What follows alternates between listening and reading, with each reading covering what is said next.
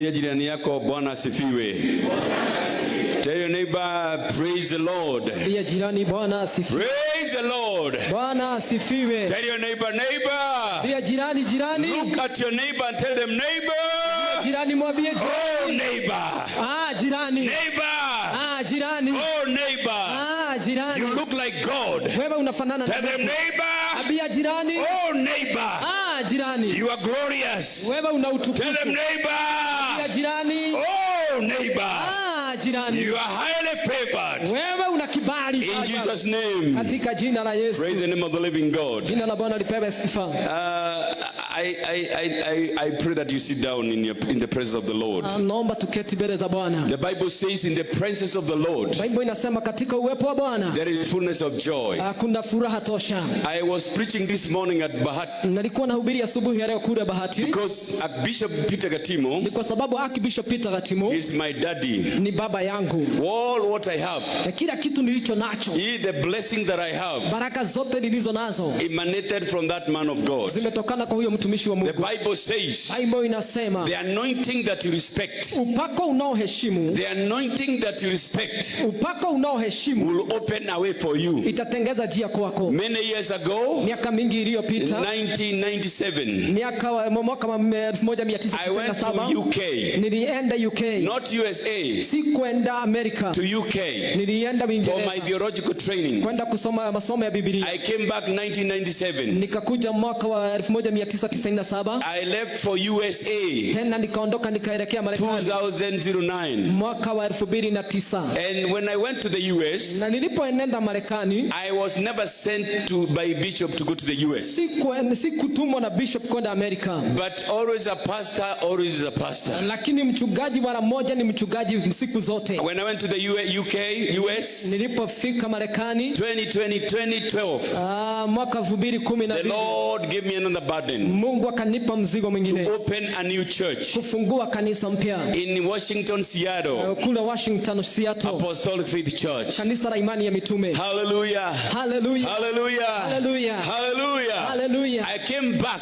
Baada nikarudi. And I came to Bahati. Nikakuja kule Bahati. And the bishop prophesied unto me. Na bishop akanitabiria. Prayed over me. Akaniombea. Now we have 400 members church. Na sasa tuko na washirika 400. Apostolic Faith Church. Kanisa la imani ya mitume. In USA. Huko Marekani. If you want to watch us. Kama huwa unatutazama. We are called Apostolic Faith Fellowship because the church, the Apostolic Faith Church, there are so many. So it's Apostolic Faith Church Fellowship. Kwa hivyo tunaitwa kanisa, ushirika wa kanisa la imani ya mitume. You can watch us on YouTube. Unaweza kutuangalia katika mtandao wa YouTube, katika Facebook. Praise the name of the Lord. Amen. So I am here. Kwa hivyo niko hapa. This is my first time. Huu ndio wakati wangu wa kwanza. To come to Githurai Kimbo. Kuja hapa Githurai Kimbo. I just love your pastor. Nampenda mchungaji wenu. I have officially invited him to the US. Nimemwalika huko Marekani. Amen. Amen. Because I want my brothers to come where I am. Kwa sababu ningependa ndugu zangu waje mahali nilipo. When time matures, wakati utakapofika, I would like it to come. Nitataka akuje. Bishop Gatimo always come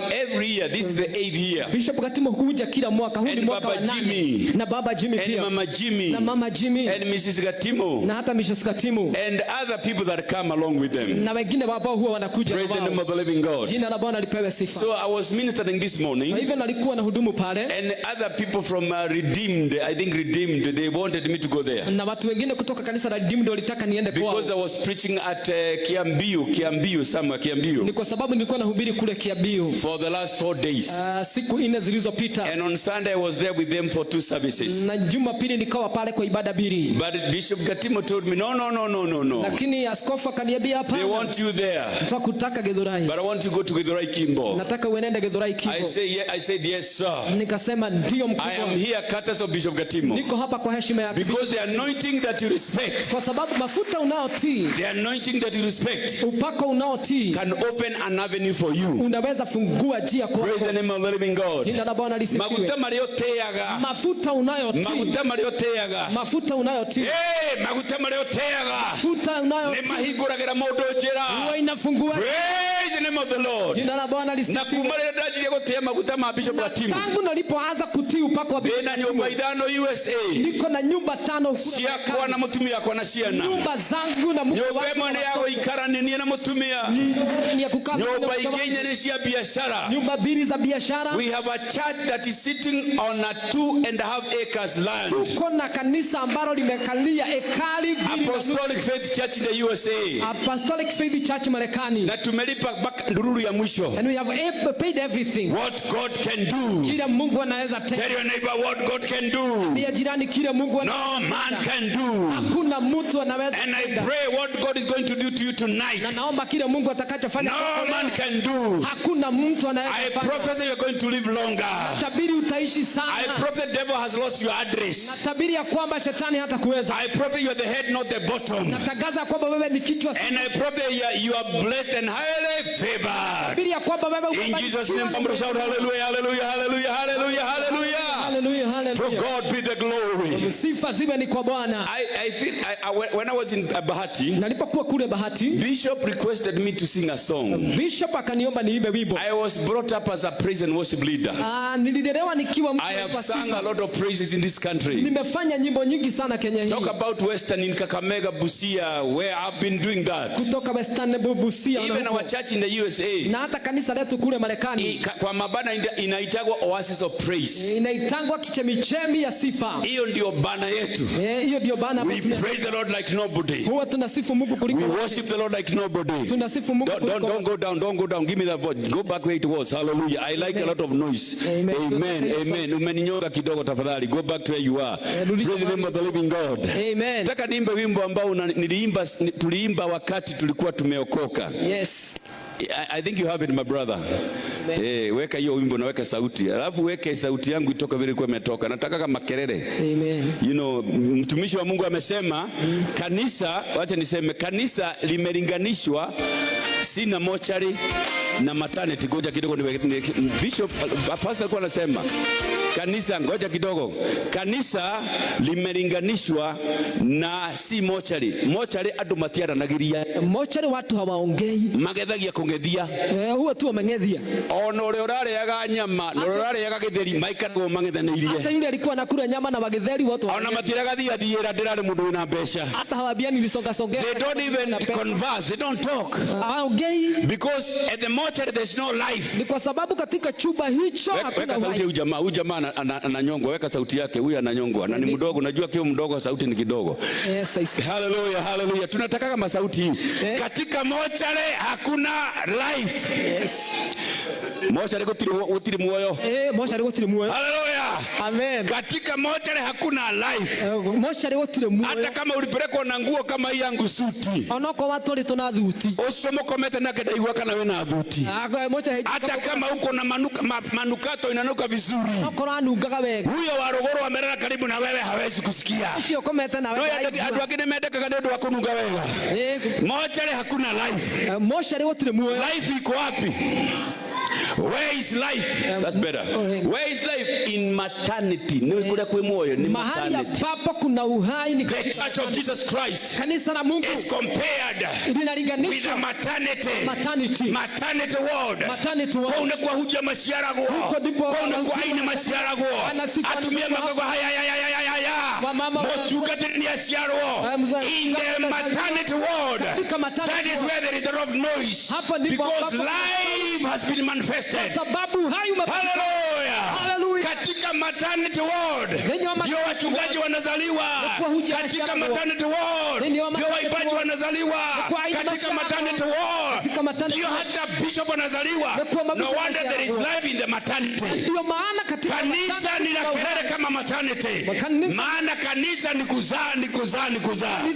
Sema hallelujah. Kanisa sio mochari.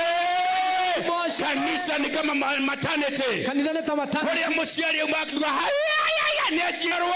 Mahali ambapo mzazi ni asiarwo. Amezaliwa. Hallelujah. Tukija kanisani. When we come to church. Tuzoe kupiga kelele. Tumenyelie kunegenaga.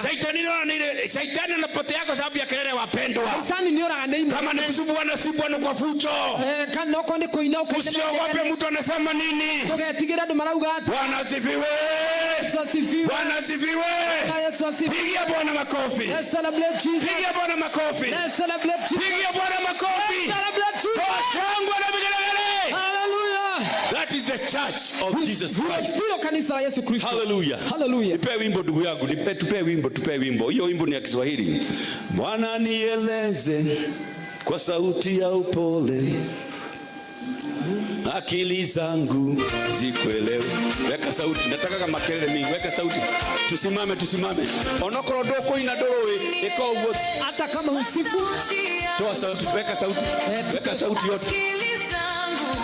Zikuelewe. Rudia kama vile kwa mtoto. Nisisahau neno lako. Bwana nieleze sauti ya upole. Unasikia? Akili zangu zikuelewe. Rudia kama vile kwa mtoto. Nisisahau neno lako. Bwana nieleze kile kilichokufanya ukaja hapa wakati ule. Yote ya mbinguni hukuyaona kitu, ukaja ishi na viumbe. Bwana nieleze kwa sauti kilichokufanya ukaja hapa wakati ule. Yote ya mbinguni hukuyaona kitu, ukaja ishi na viumbe. Bwana nieleze kwa sauti ya upole, akili zangu zikuelewe. Rudia kama vile kwa mtoto. Nisisahau neno lako.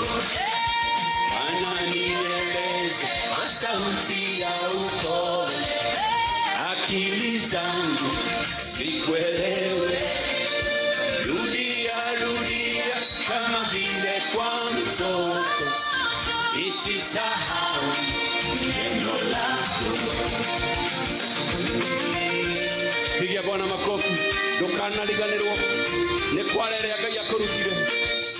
Ukeraga roho wako cokerithirio. Twende, piga makofi. Na kukumbusha usisahau. Ngai ashokagere kule akurutire ukaririkane.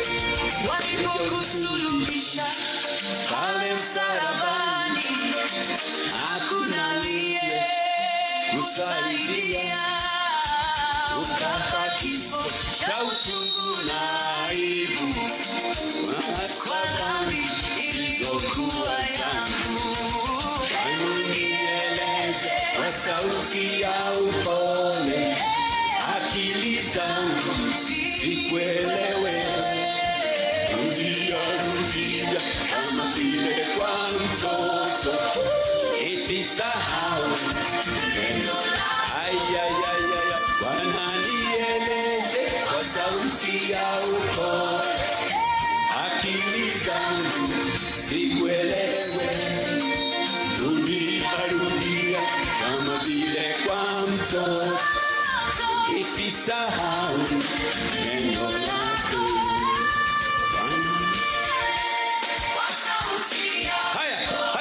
Haya, makofi. Wait. Rudia kama vile kwa mtoto. Nisisahau neno lako. Bwana asifiwe sana. Amen. Ketini katika uwepo wa Bwana. Amen. The worst thing. Kile kitu kibaya sana. The worst thing that can ever happen to you. Kile kitu kibaya sana ambacho kinaweza fanyika kwa maisha yako. It is to forget the quarry in which you are hewn. Ni kusahau kwale ambapo ulitolewa. It is to forget where God has taken you from. Ni kusahau mahali ambapo Mungu alikutoa. Praise the name of the living God. Amen. Let me now go to my text, my message. Tuenende katika ujumbe wetu. The title of my message is, kichwa cha ujumbe wetu ni, never judge a person based on a season. Usihukumu mtu kulingana na majira. Listen, never judge a person according to his season. Sikiza, usihukumu mtu kulingana na majira. Hallelujah. Never judge a person based on their seasons. Kwamba usihukumu mtu kulingana na majira yao. Ecclesiastes chapter number 3 and verse number 1. Na inasema Mhubiri katika 3:1. In the book of Ecclesiastes 3:1. Amen. Amen. To everything there's a season.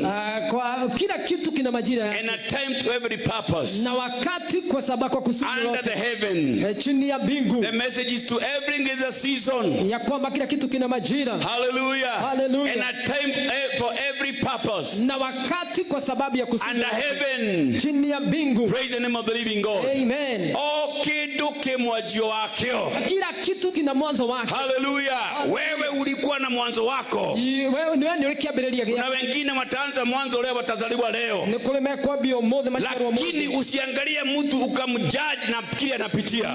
Tukanarore mundu umuone ore hana tegutura hana goguo. Usiangalie mtu ufikirie ataishi hivyo. Pero cio mwanake no korwo nini uteithio waku dora wega domwere. Mwambie wewe niangalie vizuri.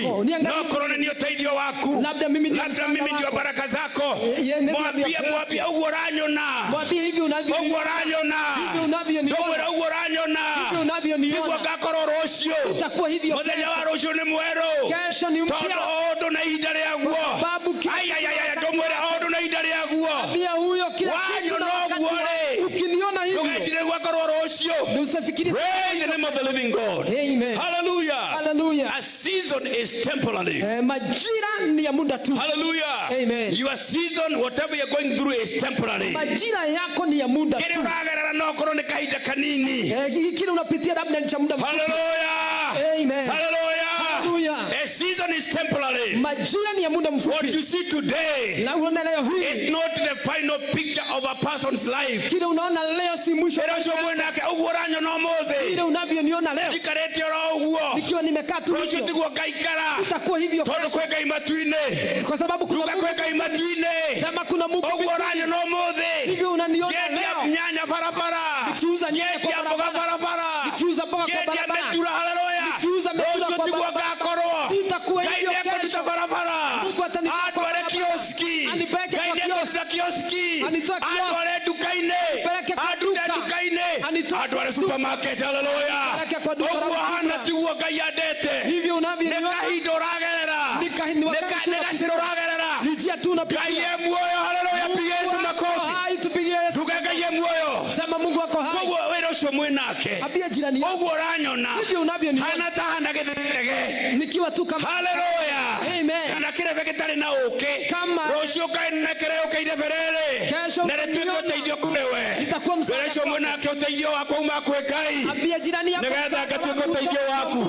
Praise the name of the Lord. There are some people going through some seasons. Kuna watu wanapitia majira. Some people are going through downturns. Watu wengine wanajisikia wakiwa chini. Some people have no future because the world has become crazy. Wengine hawana kesho yao kwa sababu dunia imebadilika. The government of Kenya has destroyed our lives. Serikali ya Kenya imeharibu maisha yetu. We hope for the government nothing's coming out good. Nafanyia serikali lakini hakuna kitu kinatoka. But today we might be having this government. Lakini leo tunaweza kuwa na tomorrow can be another government. Lakini kesho tuweza. Todoka yemoyo. Hallelujah. Mungu wako hai. Yemoyo. Mungu wako hai. Madena mari oragerera. Yale mambo unapitia leo. Atoma kona tawatiganeirio. Mungu anaona kama. Kaya ugaterere. Mungu anasema. No kahida. Muda tu. Yesu ni roho. Hallelujah. Yesu anakuja. Yesu ni roho. Hallelujah. Yesu anakuja. Piga Yesu makofi. Let's celebrate Jesus. Many people are wrongly judged. Watu wengi wamehukumiwa kimakosa. Because others only saw them in their season of weakness. Kwa sababu watu waliwaona wakiwa katika majira yao ya kuwa chini.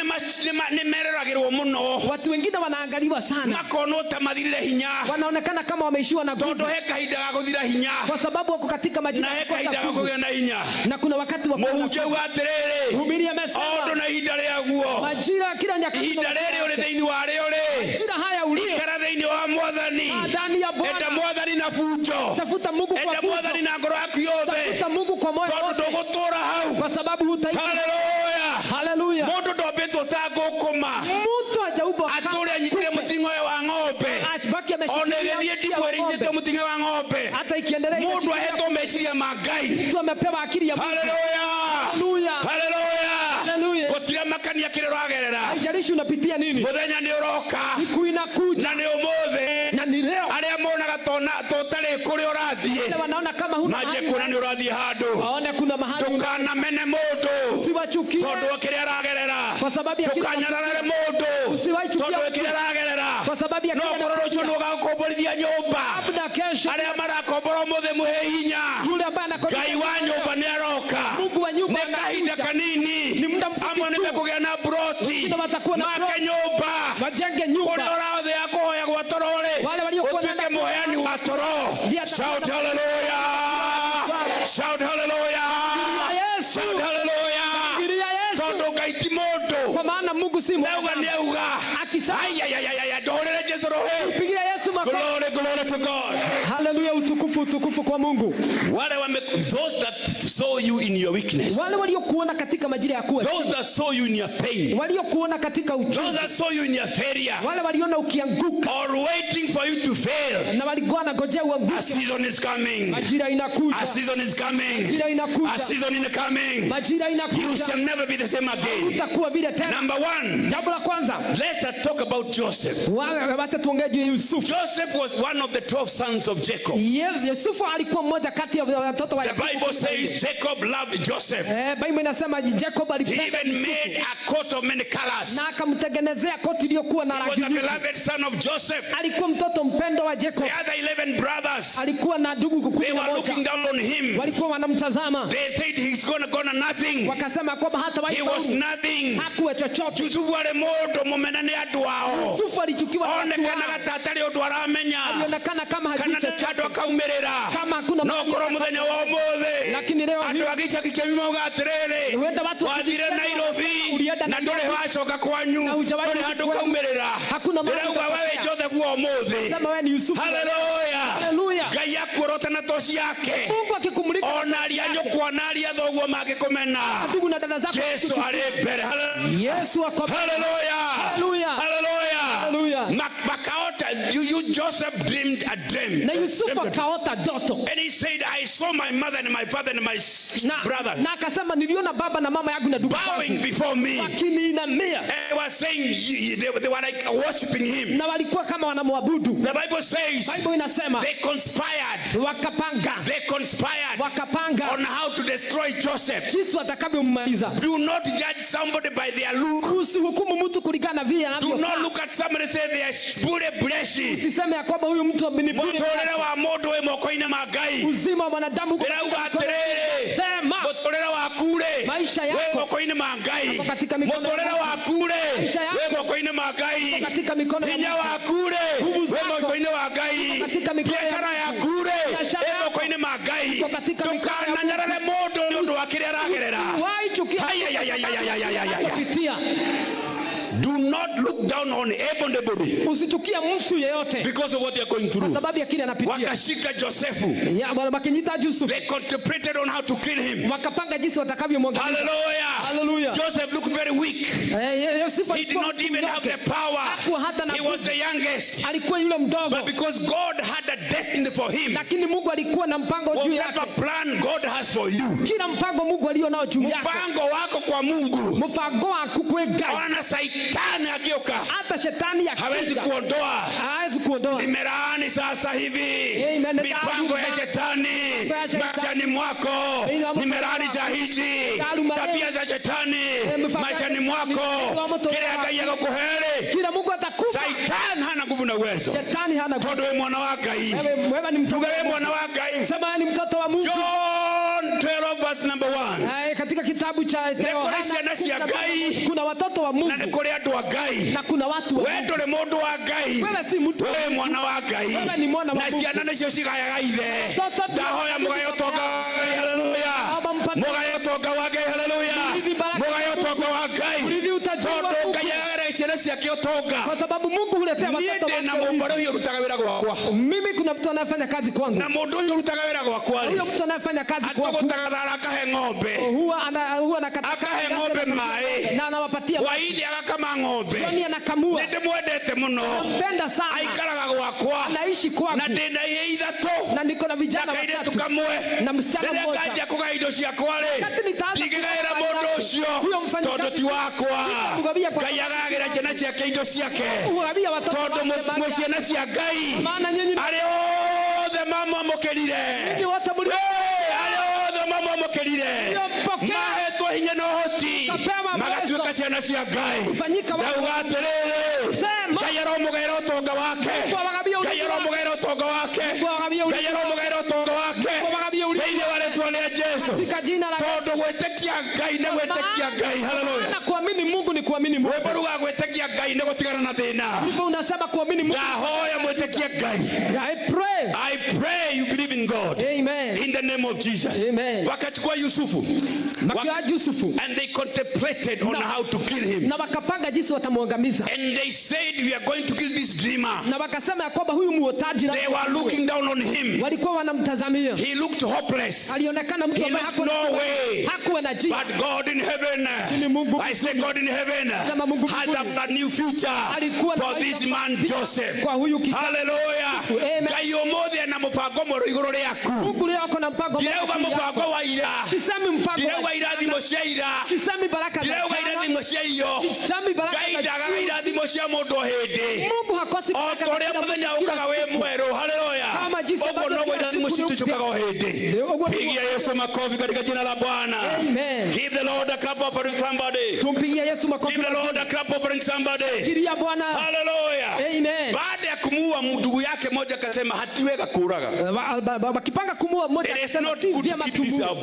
Si vyema tuue. It's the blood of our blood. Ni damu yetu. And they conspired. Na wakapanga. They put him in a pit. Wakamweka katika shimo. And they took the coat of many colors. Na wakachukua lile koti lake. They killed an animal. Wakamuua mnyama. And they soaked the coat with the blood of the animal. Lile vazi lake kwa damu. And they left him here to die. Na wakamwacha hapo. They were looking down on him. Walikuwa wanatazamia. They never loved him. Hawakuwa wanampenda. They never appreciated him. Their own brother. Ndugu yao. Bwana asifiwe. Amen. And then they took the coat of blood. Na wakachukua lile vazi na damu. To their daddy. Wakapelekea baba yao. And they said the one you loved. Na wakasema yule uliyependa. The one you loved. Yule uliyopenda. We just found the coat. Tumepata because all the animals. Kwa sababu wanyama walimchukua him. He's no more. Yuko tena. He's no more. Yuko tena. Ule makofangagira. Ule makofangagira. Kayena mufango wako. Haleluya. Mungu ako na ale makofangagira othire. Ale makofangagira tukaumira. Panga ya kwamba Yesu ana jerege. Yesu ako na jerege. Yesu ana jerege yako. The Lord has me. In the name of Jesus. Amen. And then they took the jacket. Na wakachukua lile vazi lake. To their father. Wakapelekea baba yao. And his father who loved him. Na baba yake aliyempenda. He thought the son is dead. Akasema kweli na this is what I wrote this morning. Hivyo nimeandika. The brother saw him as a dreamer. Ndugu za Yusufu walimuona kama aliyeota. Who needed to be destroyed. Aliyekuwa nafaa kuangamizwa. They threw him into a pit. Wakamweka katika shimo. And sold him as a slave. Na wakamuuza kama mtumwa. Later he was imprisoned. Baadaye akawekwa gerezani. Anyone looking at Joseph during this season. Yote aliyekuwa anamwangalia katika majira. Anyone who was looking through this season. Watu waliokuwa wanamwangalia katika majira. Would have called him a failure. Walikuwa wanasema kwamba makejudhuvu. Makemoikeirima. Wakamweka katika shimo. Makerere judhuvule. Watu wakiona Yusufu. Walisema ameisha. Makegure ni adhira. Wakasema no kainiaragia thĩinĩ wa irima. Lakini Mungu akaterere. Irima rĩu ngo magoiketie. Irima rĩu ngo magoiketie. Ngai ajie kwarĩria ngoro yaku irima-inĩ rĩu. Yarĩrie ngoro yaku irima-inĩ rĩu. Rĩu aterere. Hau ngo magoiketie. Hau andũ magoiketie. Ngai ajie kwaria thĩinĩ wa irima rĩu. Hallelujah. Hallelujah. Hallelujah. Hallelujah. They never knew hawakujua that in the next phase ya kwamba majira yajayo they would find Joseph wangempata Yusufu in Egypt akiwa huko Egypt being number 2 akiwa wa pili kutoka kwa mfalme. Hallelujah. Amen. They never knew. Hawakujua. Andũ angĩ matimenyaga ithuĩ twĩ hinya wa Ngai mũnene. Watu wengine hawajui tuna nguvu ya Mungu mkuu. Arĩa nyina matieciragia atĩrĩrĩ. Ndugu zake hawakujua. Mũthenya ũmwe wa mĩthenya. Siku moja ya siku. Mũthenya ũmwe wa mĩthenya. Siku moja ya siku. Nĩ magoka mahũtĩte nĩ ng'aragu. Watakuja wakiwa na njaa. Mathiĩ gũcaria bũthi Misri. Waende wakatafute chakula Misri. Nĩ mariganĩrwo nĩ mwana wao. Walikuwa wamesahau mtoto wao. Tondũ nĩ kũmwendia mwamundirie tarĩ ngombo. Sababu walikuwa wamemuudia. Ndĩrauga harĩa ikagio rĩ. Inasemekana ya kwamba mahali harĩa ikagio rĩ. hali ambapo harĩa ikagio rĩ. Ndihunegũaga. Harĩa ũikĩtio nĩ ngoma. shetani hakuruka haku gaye hari akuthanire. Mungu Bwana Yesu asifiwe. Hallelujah. Amen. Praise the name of the living God. Jina la Bwana. The Bible says when they came to Egypt, they never recognized their brother. But what am I trying to say? Osio mama netere never watu kilo teidio wao. Drauga terere asio makomenetere ndio watu ko teidio wao. Ay ay ay ay ay ay. Komere we uranyo no guo we. Sema wewe unayo. Uranyo no guo. Hano mudo kana kemodo. No tukio teidio wako. Tomore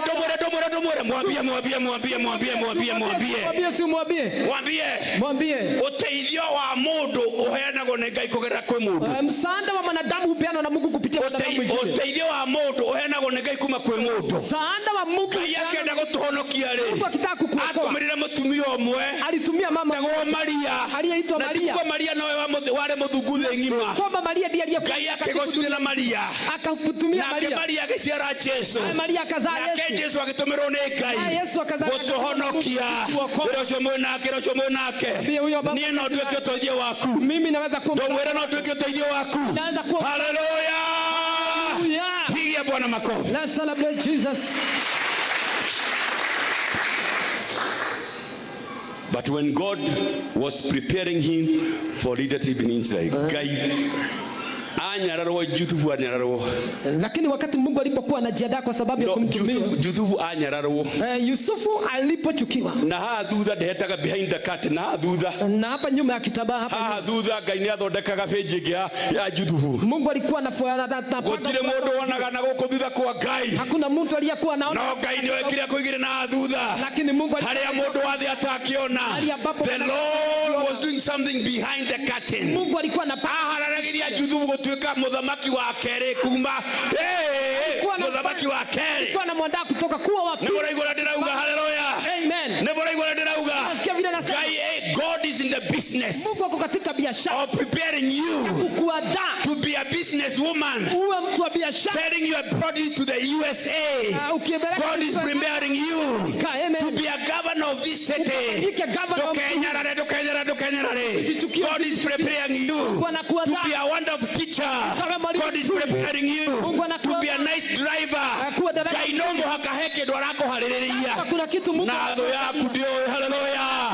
Ndo yaku ndio haleluya. Your enemy may not comprehend what God is doing behind the curtain. Give the Lord a clap offering somebody. Give the Lord a clap offering somebody. Yesu makofi mazuri. Osio manyararite. Huyo ambao walikuwa wamechukia. Osio monaga tathirite. Huyo walikuwa wanaona kama ameisha. Osio monaga ni athira. Huyo waliona kama ameisha. Agituko teithio wao. Akawa msaada wao. Tukananyarare mundu. Usichukie mtu. Never look down on anybody. Usichukie mtu yeyote. Because our life belongs to God. Kwa sababu maisha yetu ni ya Mungu. Somebody shout hallelujah. Tuwashangilia. I say somebody shout hallelujah. Hey, shout hallelujah. Tuwasamea hallelujah. Praise the name of the living God. Bwana lisifiwe. God was preparing Joseph for leadership in Israel. Mungu alikuwa anamwandaa Yusufu kwa sababu ya uongozi katika nchi ya Misri. I do not know why God sent me to the US. Sijui kwa sababu gani Mungu akanipeleka Marekani. But in the US, lakini huko Marekani, I have dual citizenship. Mimi ni mtu ambaye niko na uraia wa nchi mbili. Mimi ni Mkenya na mimi ni Muamerika. Niko na uraia wa nchi mbili, Kenya na hata The only position I cannot stand for. Mahali popote siwezi tu simama. Is only the presidency. Ni kuwa tu rais. Right now I'm allowed to be a governor of my state. Mimi naweza kuwa governor wa state yangu. I can be the senator of my state. Naweza kuwa senator wa jimbo langu. Not a governor and senator in Kenya. Si senator Kenya hii. A senator in the United States. Senator kule Marekani. Because God is not respecter of any person. Kwa sababu Mungu si wa kuheshimu watu. Hallelujah. Amen. Kai Obama taumete huko. Kwani Obama hakuwa ametoka nchi. Na akitweka president wa America. Na kawa rais wa America. Hali aikagiore. Kiwego waga. Kai ni arawathira kindu kieru. Glory to the name of the Lord. God, I pray. Mungu naomba. I pray to God. Naomba kwa Mungu. That when they look down on you. Kwamba wanapokuangalia. When they look down on you. I say when they look down on you. May God prepare something behind the curtain. For the glory and honor of God. Sababu ya utukufu wa Bwana. Your current season. Majira yako ya sasa. Your current season. Majira yako ya sasa. May look like a pit. Inaweza kuonekana kama shida. But God may be possessing you for palace. Lakini Mungu huenda anakupatia. I don't know marore kile uragerera. Watu wanaweza angalia kile unapitia. I don't know kile uragerera. Watu wanaweza ona kile unapitia. Mone wewe nduri hado kiumerera. Waone hakuna mahali unaweza tokea. No, arakuhariria uthie gwĩka mũthamaki, lakini Mungu anakuandaa uwe mfalme. Ndũkĩamũkĩra ũthamaki wa Ngai, haleluya. Pokea ufalme wa Mungu. Ndũkĩamũkĩra ũthamaki wa Ngai, haleluya. Pokea ufalme wa Mungu. Ndũkĩamũkĩra harĩa wagĩrĩirwo nĩ gũthamaka. Pokea Na to gũthamaka kwa Ngai ona gũkũ ndũgĩthamake. Si kwa mfalme. Ndũgĩthamake biacara-inĩ. Kwa mfalme wa Ciana ciaku itigĩthamake. Mũthuri waku ndathamake. Mũtitigĩthamake marĩtwa mahanaga matũraga. Mũtiĩtwo marĩtwa ma Ngai ma kũgocithia. Mwito watoto. Hallelujah, hallelujah, hallelujah, hallelujah. Hallelujah, hallelujah. Praise the name of the living God. Amen. Number 2. Jambo la pili. Job was judged in his suffering. Ayubu alihukumiwa kulingana na majira yake. Ndĩraria ũhoro wa kwĩtwo gĩthegethege nĩ andũ. Nasema juu ya kuitwa mtu bure na watu. Kana kĩrebe gĩtarĩ na ũũkĩ. Ama kuwa deme ambalo halina asali. Tondũ wa maũndũ marĩa ũragerera. Sababu yale mambo unayopitia. Reke ndĩmwĩre maũndũ marĩa mũragerera. Nataka niwaambie mambo unayopitia. Ona rĩu kwĩna thĩna bũrũri ũyũ. Hata sasa hivi kuna shida. Ona rĩu maguta maicĩte. Hata wakati mafuta. Ona rĩu sukari ũtaragũrĩka. Hata sasa sukari. Andũ angĩ mabocetwo kũnyua ndubia. Wengine wanakunywa ndubia. Na tikwenda kwao. Sikupenda kwao. Maradhi magoro. Wengine wanaenda kwenda kwao. Sikupenda kwao. Ero somo nake no kaida kanini. Jehova ni akwionania. Mungu atajionyesha. Jehova ni akwegocithia. Mungu atajionyesha. Job was judged. Ayubu akahukumiwa. The Bible says. Biblia inasema. In the book of Genesis. Katika kitabu cha Mwanzo. Shetani. When the man the children of God was presenting themselves to God. Wakati watoto wa Mungu walipokuwa wanajitokeza mbele za Mungu. When the sons of men were presenting themselves to God. Kwa sababu wakati ambapo watoto wa walipokuwa wanajitokeza kwa Mungu. Shetani he appeared. Hata yeye akajitokeza. Ndio tumeshiria gaida na shetani. Unajua watu wengine wanafikiria Mungu haogai na shetani. Ngai niwe wobire shetani. Mungu ndiye aliumba shetani. Na ndamobete ngoma. Na hakumuumba akiwa. Amomete muraika. Alimuumba akiwa wa gutongoria kigosho. Wa kuongoza na mahoya matu-ini. Na maombi biguni. Shetani Biblia ikiandikwa riho. Shetani Biblia ikiandikwa alikuwa. Adamu na makĩũmbwo marĩ kuo. Adamu akiumbwa alikuwa. Shetani nĩoĩ maandĩko gũtũkĩra. Shetani anajua Biblia. Tondũ wewe GPS ya matu-ini. Kwa sababu yako na GPS. Muthenya ũmwe ciana cia Ngai cigĩũka kwĩ Ngai. Siku moja watoto wa Mungu wakaja kuruta riboti ya gĩthemba. Kutoa habari ya nani. Shetani rĩ. Na hata shetani. Akĩũkithia kũrĩ acio. Akakuja hata yeye. Ngai akĩmuona akĩmũria atĩrĩrĩ. Mungu akamwona. Nĩũnyoneire. Umenionea. Mũndũrũme ũmwe. Wĩtagwo Jobu. Ũnyendete. Ũhoyaga. Na ti ũndũ wa indo iria ndĩmũhete. Ũnyendete na ngoro yake yothe. Shetani nĩ nyakanga. Nduge shetani nĩ nyakanga. Shetani ni nyakanga. Nduge shetani nĩ nyakanga. Shetani ni nyakanga. Nduge shetani we ni nyakanga. Sema shetani. Mwambie shetani we ni nyakanga. Agĩũka kwĩ mbere ya Ngai. Akaja mbele ya Mungu. Akĩũrio nĩ Ngai atĩrĩrĩ. Akaulizwa na Mungu. Nĩũnyoneire. Umenionea. Ndungata yakwa. Mtumishi wako. Ĩtagwo Ayubu. Ĩnyendete. Ĩhoyaga. Ĩtarĩ mehia. Shetani nyakanga akiuga atĩrĩrĩ. Nĩndĩmuonete. No ndakwendete. Nĩ ũndũ wa ngamĩra. Irigana rĩmwe. Kana bunda. 50. Akwendete nĩ ũndũ wa bunda na ngamĩra. Nakupenda kwa sababu ya punda na ngamia. Let me tell you my brothers and my sisters. Acha niwaambie ndugu na dada. Tukanende Ngai na condition. Usipende Mungu kwa masharti. Tukanete Ngai tonera kwenda nyumba ya ghorofa. Usipende Mungu kwa sababu amekupatia nyumba ya ghorofa. Ngai tono university. Usipatie Mungu kwa enda Ngai ole notare. Penda Mungu ukiwa. Ni murego ndirauga. Mnanisikia? Kaige kio giki gari kia America. Ni murego ndirauga. Kwani hiki kuni ya America. Hallelujah. Amen. Ndirenda kwaria githuukire kia.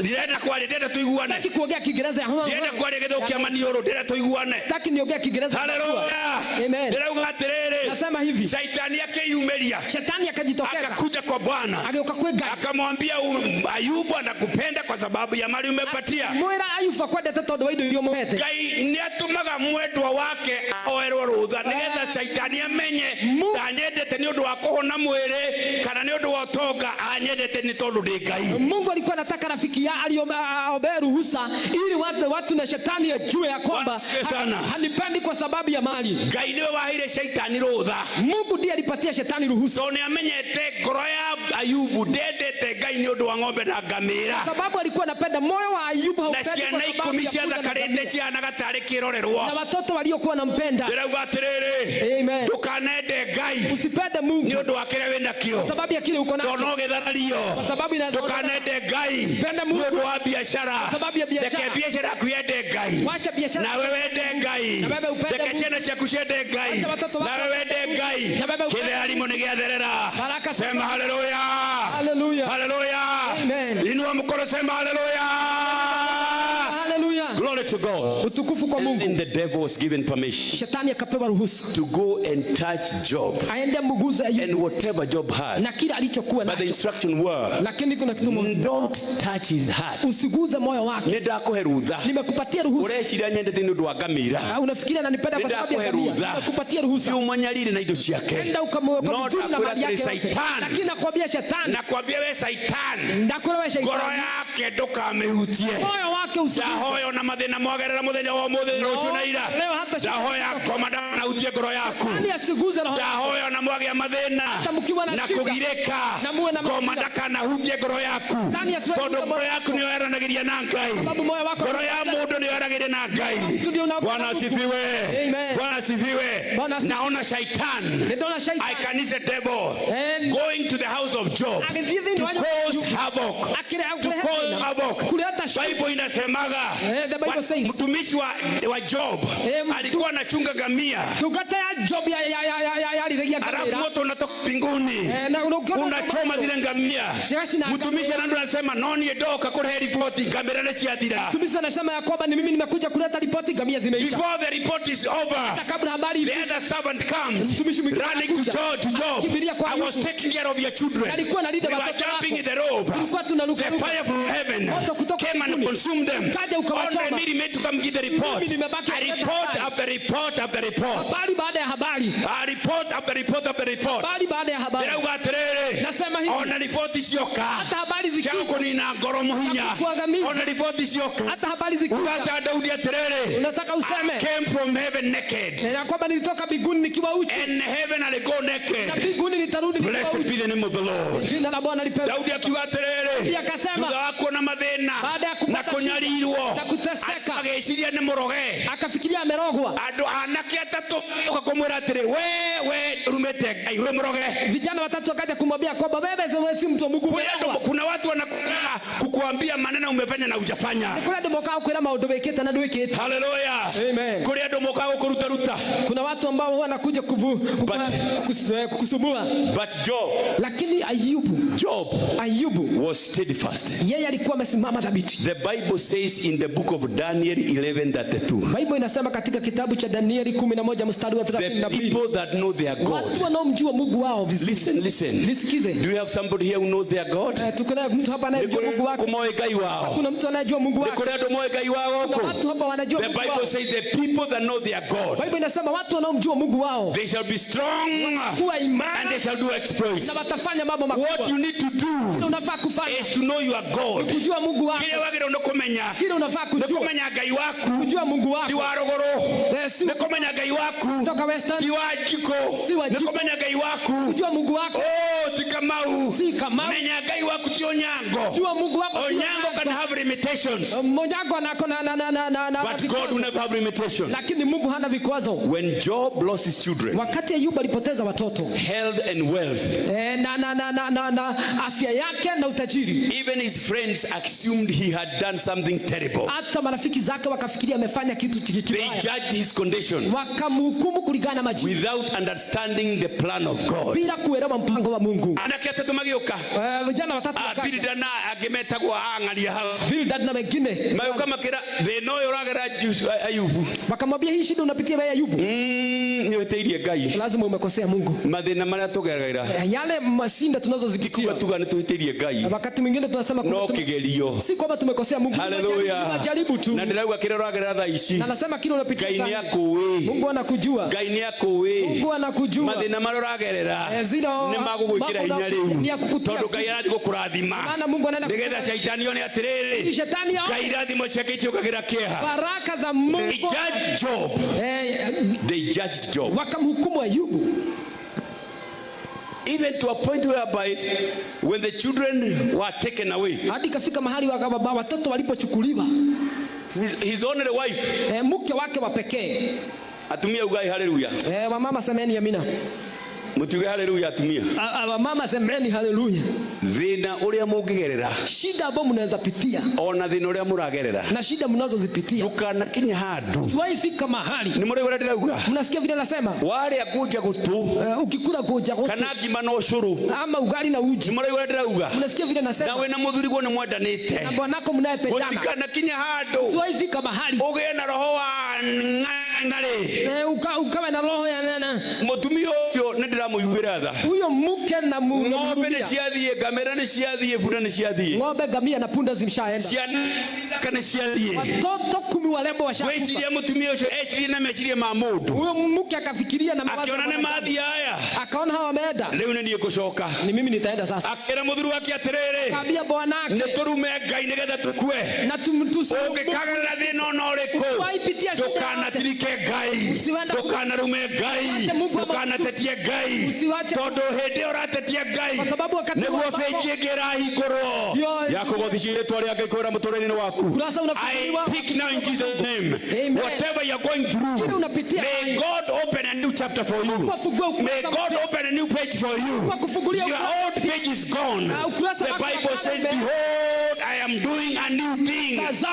Lele urathie kunogerera ria andu mkwareirie makona uri mundu tari hari uri Ngai niguo arahingura page ingi njeru. I prophesy, may the Lord open a new chapter for your family. May the Lord open a new door for your family. May the Lord open a new door for you. You know what? Confession brings possession. Unajua nini? Kunena kwa mdomo huwa kunaleta baraka. Confession brings possession. Kile unakiri kinaleta kupokea. Wakati nakwambia useme hivi unapokea. Those are very powerful words. Hayo ni maneno yaliyo na nguvu sana. When you confess you receive. Wakati unapokiri unapokea. Wakati nakwambia useme nikutabiri unatabiri watu. Mimi wanaambia watu utakufa. Sasa nasema mtakufa. Hallelujah. Amen. Hallelujah. I pray that you die when you want. Naomba mtakufa. Uishi useme nimechoka. Mundu ahetwo miaka igana na tigane mehia. Mtu apewe. I declare in the name of Jesus. Tangaza katika jina la Yesu. I am going to live 120 years. Na kwamba nitaishi miaka. Ndogo niguendete. Kwa maana Mungu. Na tondu ndahirire mehia makwa ri. Sababu nalitubu. Hallelujah. Hallelujah. Leo ndinale wanu. Mimi niko na miaka 61. Nigarete miaka 60. Nimebakisha miaka 60. Na nikuo gutuika gu tondu Ngai ugite hinya waku gorere na wika. Na nitakuwa hivyo kwa sababu Mungu the power of death and life is in your tongue. You can confess I am healed. Because 2,000 years ago, the Bible says by the stripes of Jesus Christ, we were healed.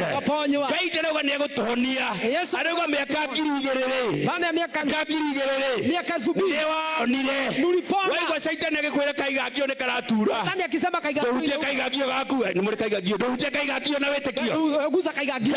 Goma kwera kaigagio ne karatura. Shetani akikwambia Ngai miaka ngirigirire. Nasema mimi augire ni ndahonire. Kaigagio ikara wega. Hallelujah. Hallelujah. That is the power of confession. Hiyo ndio nguvu ya kukiri. Because you know the word of God. Sababu unajua neno la Mungu. Hallelujah. Hallelujah. You know the word of God. Unajua neno la Mungu. Bwana asifiwe sana. Bwana asifiwe. So what does the Bible say? Bible inasema. Ngotora tugurukanira chuginya tuliki. Hallelujah. Tangana nayo hadi tumalize. Bwana asifiwe. Praise God. Na tikuga Ngai ndari guku. Kusema Mungu yuko hapa. Yeye gikoma na reha thina. Wakati mwingine tukihubiri ndiramutha kara ka muira. Kwa sababu namgonga ile kidole kidogo. Ninyi ndakugutha ngoma hari araigua ruo muno. Mimi huwa nagonga shetani mahali. Hallelujah. Amen. Nawe menyaga hari ngoma igua ruo muno. Wewe na wewe ujue mahali shetani anaugua sana. Unamgonga kama ndivyo. Praise the name of the living God. Amen. Let's go to another chapter. Tunaenda katika ukurasa mwingine. When the number 3. David was ignored before he became a king. Daudi kuna watu walidharauliwa wakati alipokuwa mfalme. I'm giving an example. Napenda tu mifano of people in the Bible ya watu katika Biblia who are looked down upon. Watu waliodharauliwa. And those people are long gone. Na washaenda. David is not here. Daudi hayuko tena. Job is not here. Ayubu hayuko tena. Joseph is not here. Yusufu hayuko You tena. are the David of today. Wewe ndiye Daudi wa leo. You are the Joseph of today. Wewe ndiye Yusufu. They are the one looking down on you. They are looking down on you. So I'm not talking to David who is gone to heaven. I'm not talking to Job who is in heaven. I'm not talking to Lazarus who is in heaven. I am talking to you right now. And I'm talking to myself. David, let me see the text. David was ignored before he became a king. Let's talk about David. David was a son of Jesse. And Jesse had so many big men. They looked down on David. They looked down on David. Samuel, the servant of God, the first prophet of Israel. Samuel nabii wa kwanza. Hallelujah. Samuel was the first prophet of Israel. And the first king of Israel. Praise the name of the living God. Amen. Saul was not supposed to be the king of Israel. But because Saul, people wanted Saul.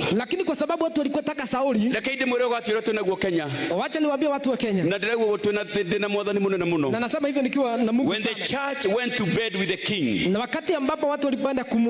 wakati kanisa lilienda kitandani na mfalme, wakati watu kanisa lilienda kutangaza mfalme, unasikia vile nasema? I was here. Nilikuwa hapa. August 2022.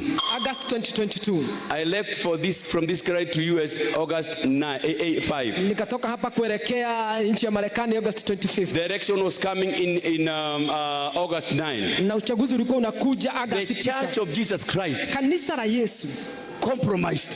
Likawa limerudi nyuma ama limeanguka sana.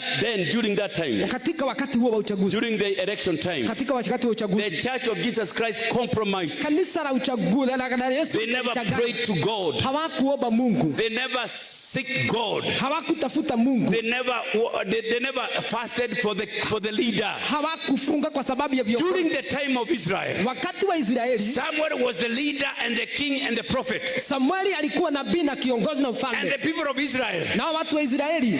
Look leading First Samuel, Second Samuel. The people of Israel. Watu wa Israeli. They went to Samuel. Wakamwendea Samuel. And they told Samuel. Na wakamwambia Samuel. We are tired of you being our king. We are tired of you being our master. Tunataka kutafuta mfalme. We want a leader. Tunataka kiongozi. Whom we can touch. Mwenye tunaweza guza. And talk to. Na tunaongelesha. Hallelujah. Hallelujah. Then Samuel went to God. Wakaenda kwa Mungu. Samuel akaenda kwa Mungu. Samuel akaenda kwa Mungu. Akaambia Mungu. Akaambia Mungu. Ndugu na Kikoyo, hallelujah.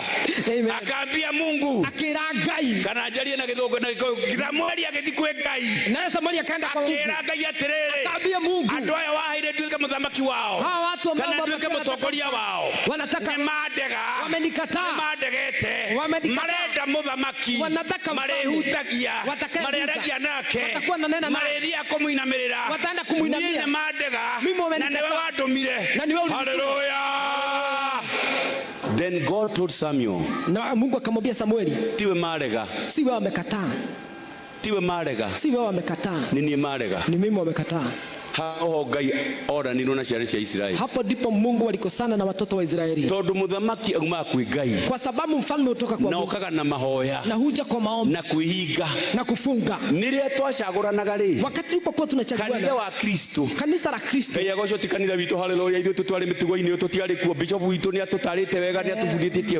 Amen. Sema amen. Sema amen.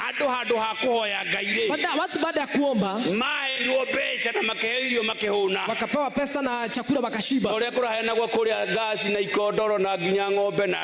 That is what was happening. Kama vile karao kulikuwa kuna peano you compromise the message of the kingdom. Na watu wakachanganya habari ya ufalme. Mungu akajiondoa. Wakati tulipokuwa tunachagua na watu wangechagua. Lakini watu wakaenda kula na mfalme. Wakala chakula cha mfalme. Wakakunywa pombe na mfalme. Wakafanya mambo na mfalme. Mungu akasema mmekataa kuomba. Hivi ndivyo ambavyo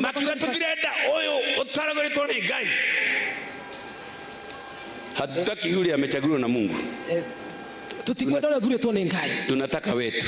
Tunaenda bitu. If you read the story of Saul, ukisoma habari ya Sauli, kama utasoma ugithoma rugano rwa Sauli, ukisoma habari ya Sauli, todo aitiririo maguta tendete, kwa sababu alitiwa mafuta bila makusudi ya Mungu. Toa your sharpness my brother.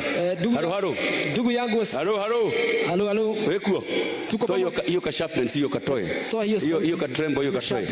Ni undu wa kurega ndungata ya Ngai, kwa sababu ya kumkataa mtumishi wa Mungu. Magicagurwo Saul, wakachaguliwa Saul kwaja akiaga ona ndachagurirwo. Saul hata hakuchaguliwa. Samuel, niye kugwetereire okay, mimi nilikuwa nimekungojea uje, ona uikarire muno, nikaona umekaa sana, nyama ihorire, nikafikiria ni ndeitereria maguta. Hallelujah, nijitia mafuta. That is what happened in our country. Hicho ndicho kilichofanyika katika nchi yetu. When the church goes to bed with the king, wakati ambapo kanisa lilienda katika upande wa mfalme. Sema vile mimi nasema. Wakati kanisa lililala pamoja na mfalme. Exactly. Amen.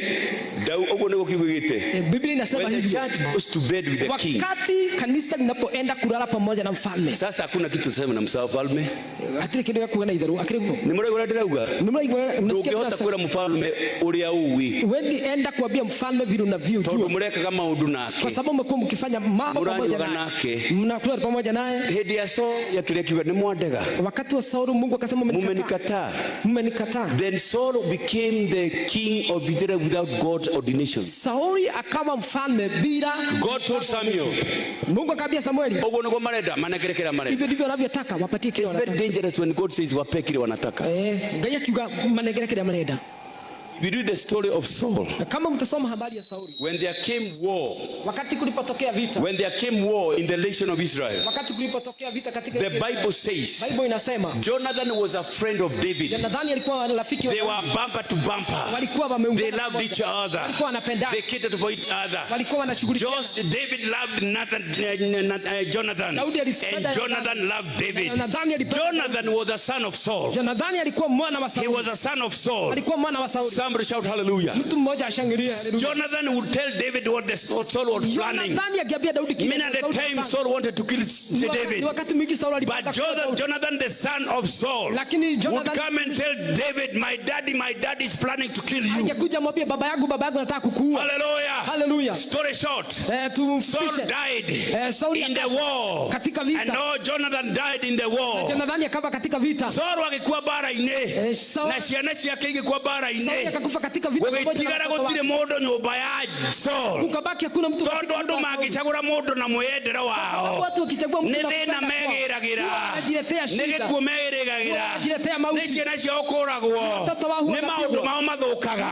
Ni muraigura ndirauga. Nasikia vile nasema. David athie uthamaki-inĩ. Daudi alipoenda katika augire atĩrĩrĩ. Alisema. Nĩ kũrĩ mũndũ ũmwe ũtigarĩte. Kuna mtu mmoja amebaki. Nĩ kũrĩ mũndũ ũmwe ũtigarĩte. Kuna mtu mmoja amebaki. Nyũmba-inĩ ya Saul. Katika nyumba ya Saul. Ona ti Jonathan, nyũmba-inĩ ya Saul. Katika nyumba ya Saul. Nĩ ũndũ wa ndũgũ yakwa na mwana wa Saul Jonathan-rĩ.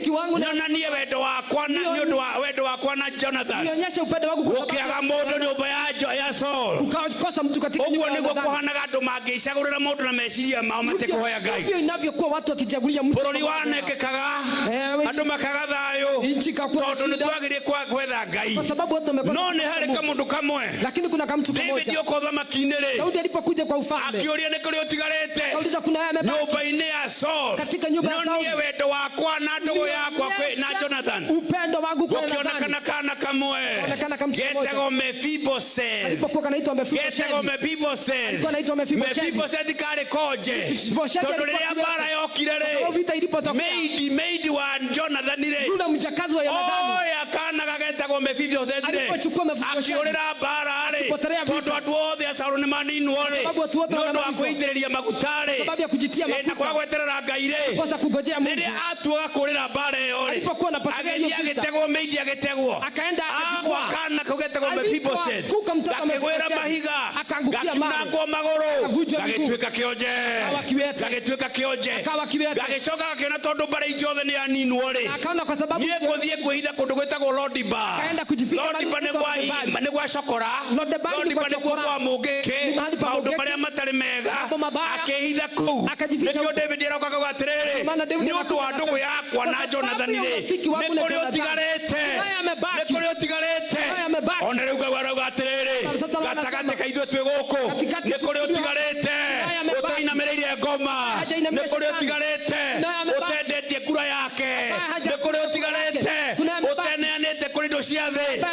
Tondu uri utigarete. Kwa sababu atendetie. Ambaye hajajuza. Kule na nyumba ya mudhamaki.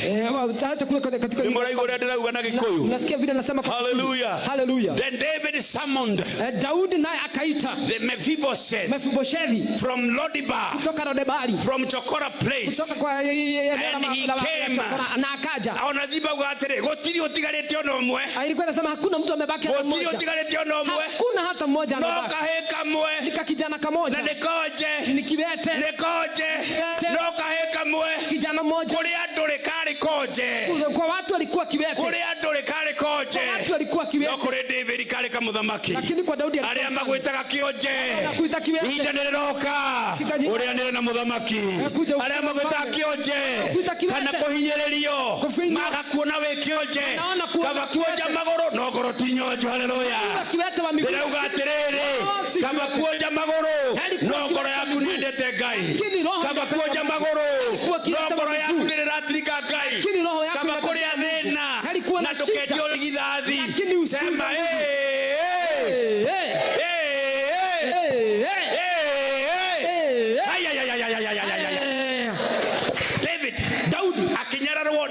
nyina akadharauliwa na ndugu zake. Araheo irio twarire aria nyina membara ini. Anapewa chakula apelekea ndugu zake. Toronoka heka miaka 17 kwa sababu ni kijana miaka 17. Aumererare alipotokea ena kiondo kia irio re akiwa na chondo cha chakula. Goliath haria. Goliath akiwa pale. Arauga no wa Israeli. Anauliza nani kati ya Israeli? Ongeuka ahote kurwa nani? Anaweza kuja apigane nani? Israeli. Ni nani Mwisraeli? Wena hinya take difo. Aliye na uwezo kama difo.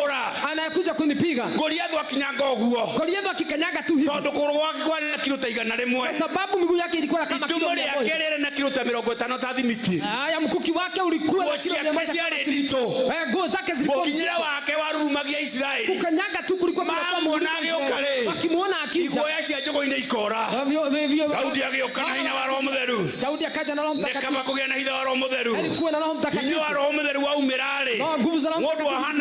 Ahanaga bomu. Mtu anakuwa kama bomu. Ni mure gore ndirauga. Unasikia vile nasema. Agiokage kora imundu cia Israeli. Akakuja akapata watu citegeragio ni tari mwana. Wamekuwa tu wakikibizwa kama vijana. Daudi na marakara makero. Daudi akawa na kasirika akikora brother yake. Akaambia ndugu yake. Etagwa Eliab. Aliyekuwa anaitwa Eliab. Kirathi na mbele. Nini inaendelea? Mundu wengaina no wengaina no wengai. Mtu anayemjua Mungu na anajua Mungu. No muhakaone Ngai muhotani. Lazima aone Mungu anayelenga. Makani Yohana atia. Haijulikani kwa makani Yohana atia. Haijulikani andu aria moe Ngai. Wale wanaomjua magiaga na hinya. Wanapokea mahana tare bomu. Na wanakuwa kahoya bomu ya Mwathani mugwire.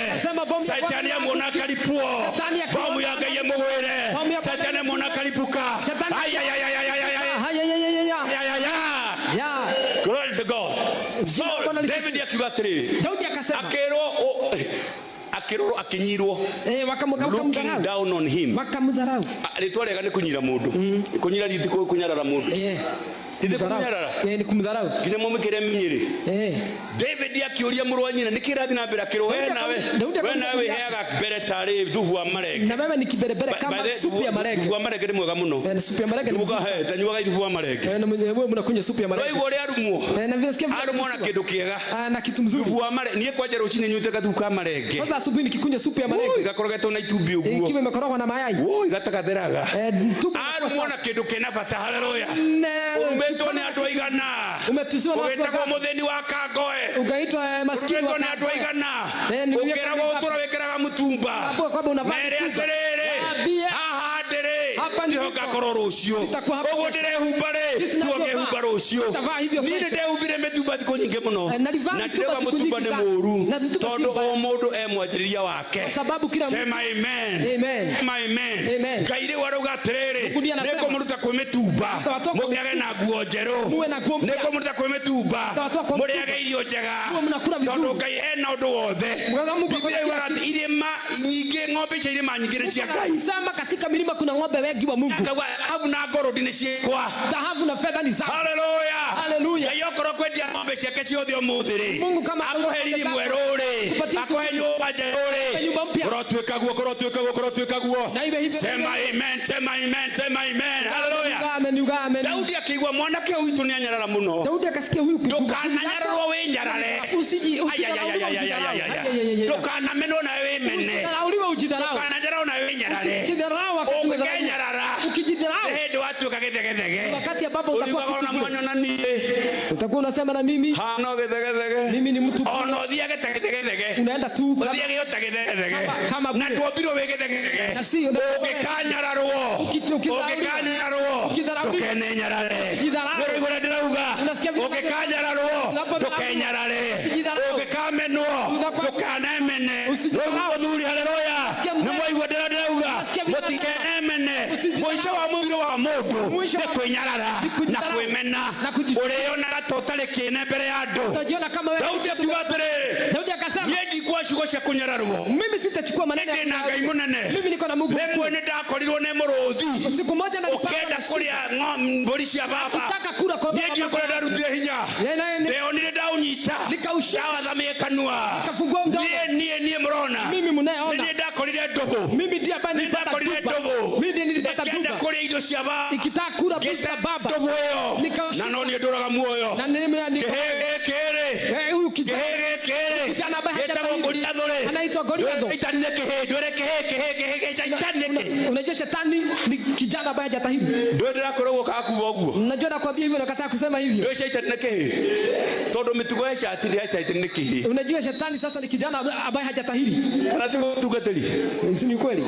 Ndio unaona shetani tareke mundu kina taina thuti kiroka giga kumakia. Unajua baba unaona shetani kama kimtu ambao kiko na suti kina shetani anafika niki. Shetani hata si kijana. Todo maundu maria mothe makunyariraga ni uhi mutheri. Kwa sababu ya mambo yote anakusubua ni ujana tupo ambao hujana.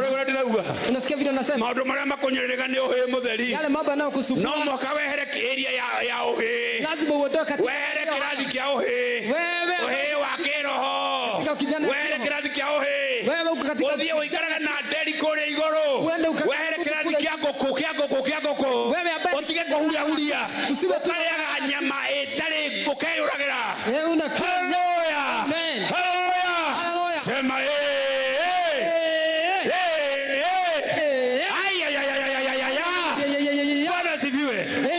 Muthuri mwanake aririkagite ciba kijana huyu akikuwa na nioragite tubu na alikuwa ameua tuba akihege kiwe akasema yeye kijana ambaye hujatahiri Mfilisti niegeta shetani kihedi mimi siwezi tubu wakati ninapoita shetani kijana wana ndio shetani ni wanarehaga ni kwa sababu shetani analeta tu ujinga no watu wale moi Ngai lakini watu wanaomjua Mungu na hinya huwa wanapokea na wanakaa kama bo haleluya amen bo mtia gutudura we bo mtia gutudura we ni akuli onareme tu uri man wanafanya tu kama hawajatahiri tudura hado hango tudura ni kwa sababu inafaa kulipua kwa shetani eka shetani anafanya hivyo wewe ndirauga unasikia vile anasema na Daudi ale na kamuhuko na Daudi alikuwa na mfuko thini wake ondo gya kuma itoto kana tige Bible ne igare ya haleluya chake mama thini wake ondo kana tige Bible ne roho ro wajora acha Biblia haleluya amen ndukanekere mandathi hari ukikira Bible siweka mandazi mahali ukaweka Biblia utari na roho ro bara vitani ukiwa ndukanathie bara utari na ihigare ya bara sienda vita bila thini wake mondo ka Daudi katika hari na mahiga matano kulikuwa na matano Goliath ari na anake ari na brother ya keike hau kwa sababu Goliath alikuwa lakini alisema wewe urajukira na mugue wewe unakuja na ukajukira na itimo unakuja na mikuki no ni ndiragukira na rere lakini mimi nakuja wale twale ya Jehova Ngai mutura muoyo haleluya haleluya ndirauga atiriri nasema hivi weka biashara ugadira ruta basiere no theni wa Jehova Mwathani bitu biashara-ini anasema nafanya biashara watu wanasema cia shukuru ugada tora cia shukuru sigatuika kinya university wafike university kanwa gaku kena inya wa kuomba Mungu ana uwezo wa kanwa gaku no kombe mdomo wako unaweza kanwa gaku no kombe mdomo wako unaweza na mara turagira ni turakuomba na uwezo wako atiriri ni mwire nasema ni wapi ni na gikari ite mimi niko na gari nimenunua na ni Toyota na ni Toyota ndagurire Dubai nilinunua Dubai na kiambata kirima ngahora horia na huwa naipanda kina hinya ta muruthi iko na nguvu no kigari kiu gya kwari lakini hiyo gari yako kingirwara kabura itari ikiharibika kana kire magururi kama miguu biaga kuri kampuni ile yathondekire ngari iyo naenda kampuni ile ndagurire ngari guku naambia nimenunua na kabura itende gathuku na ndirenda kabura na nataka ingine haleluya haleluya akikorwo kampuni ya Bogoros ni kunengera kabura itakeruri ndirauga umuthi ngai uria wakumbire akiumba kaigabio akiumba ini akiumba higo ukikorwo ciaku ni thukure ena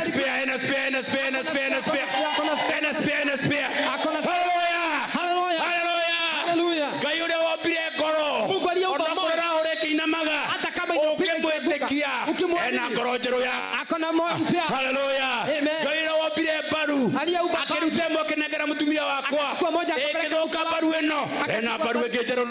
Haleluya. Na tikuga ni ekohe mutumia ungi. Haleluya. Baba nitapatia mke. Haleluya. Kwa kile giothe urenda kile chote unachotaka kama kina Ngai iko na Mungu ono muthi Ngai no aroba Mungu bado anaumba. Ndahoya Ngai akubire kile utari. Naomba Mungu akubie kile huna. Ndahoya Ngai akubire kile utari. Mungu akubie kile huna. Thakame iratugia ni macukari na macumbi na magata. Hiyo damu ambayo inasubiri. Ndio kurara ndirarara. Na chumvi. Igogotera gohera ha amukira kirora amukira tene. Thakame na chumbi na magata. Irakugia Ngai obe thakame ngejeru. Ubeta mwingine. Ubeta thakame ngejeru. Ubeta mwingine. Maruma umaraga bako kokakara. Hiyo magoti. Giriri ire Ngai obia gikira guku. Ukainagira Ngai. Ngai obe giriri eke. Ngai obe giriri eke.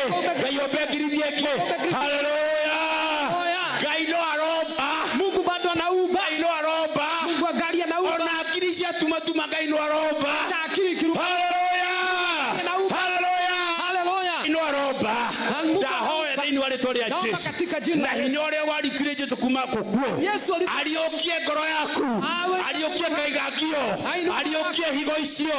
Ariũkie thakame ĩyo. Hinya ũrĩa warikire Jesũ kuma gĩkuũ-inĩ.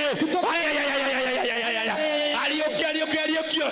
Afanya upya. Ndũkĩhũrĩre Jesũ rũhĩ na nĩ ariũkia. Tupigie Yesu makofi kwa sababu amefufua.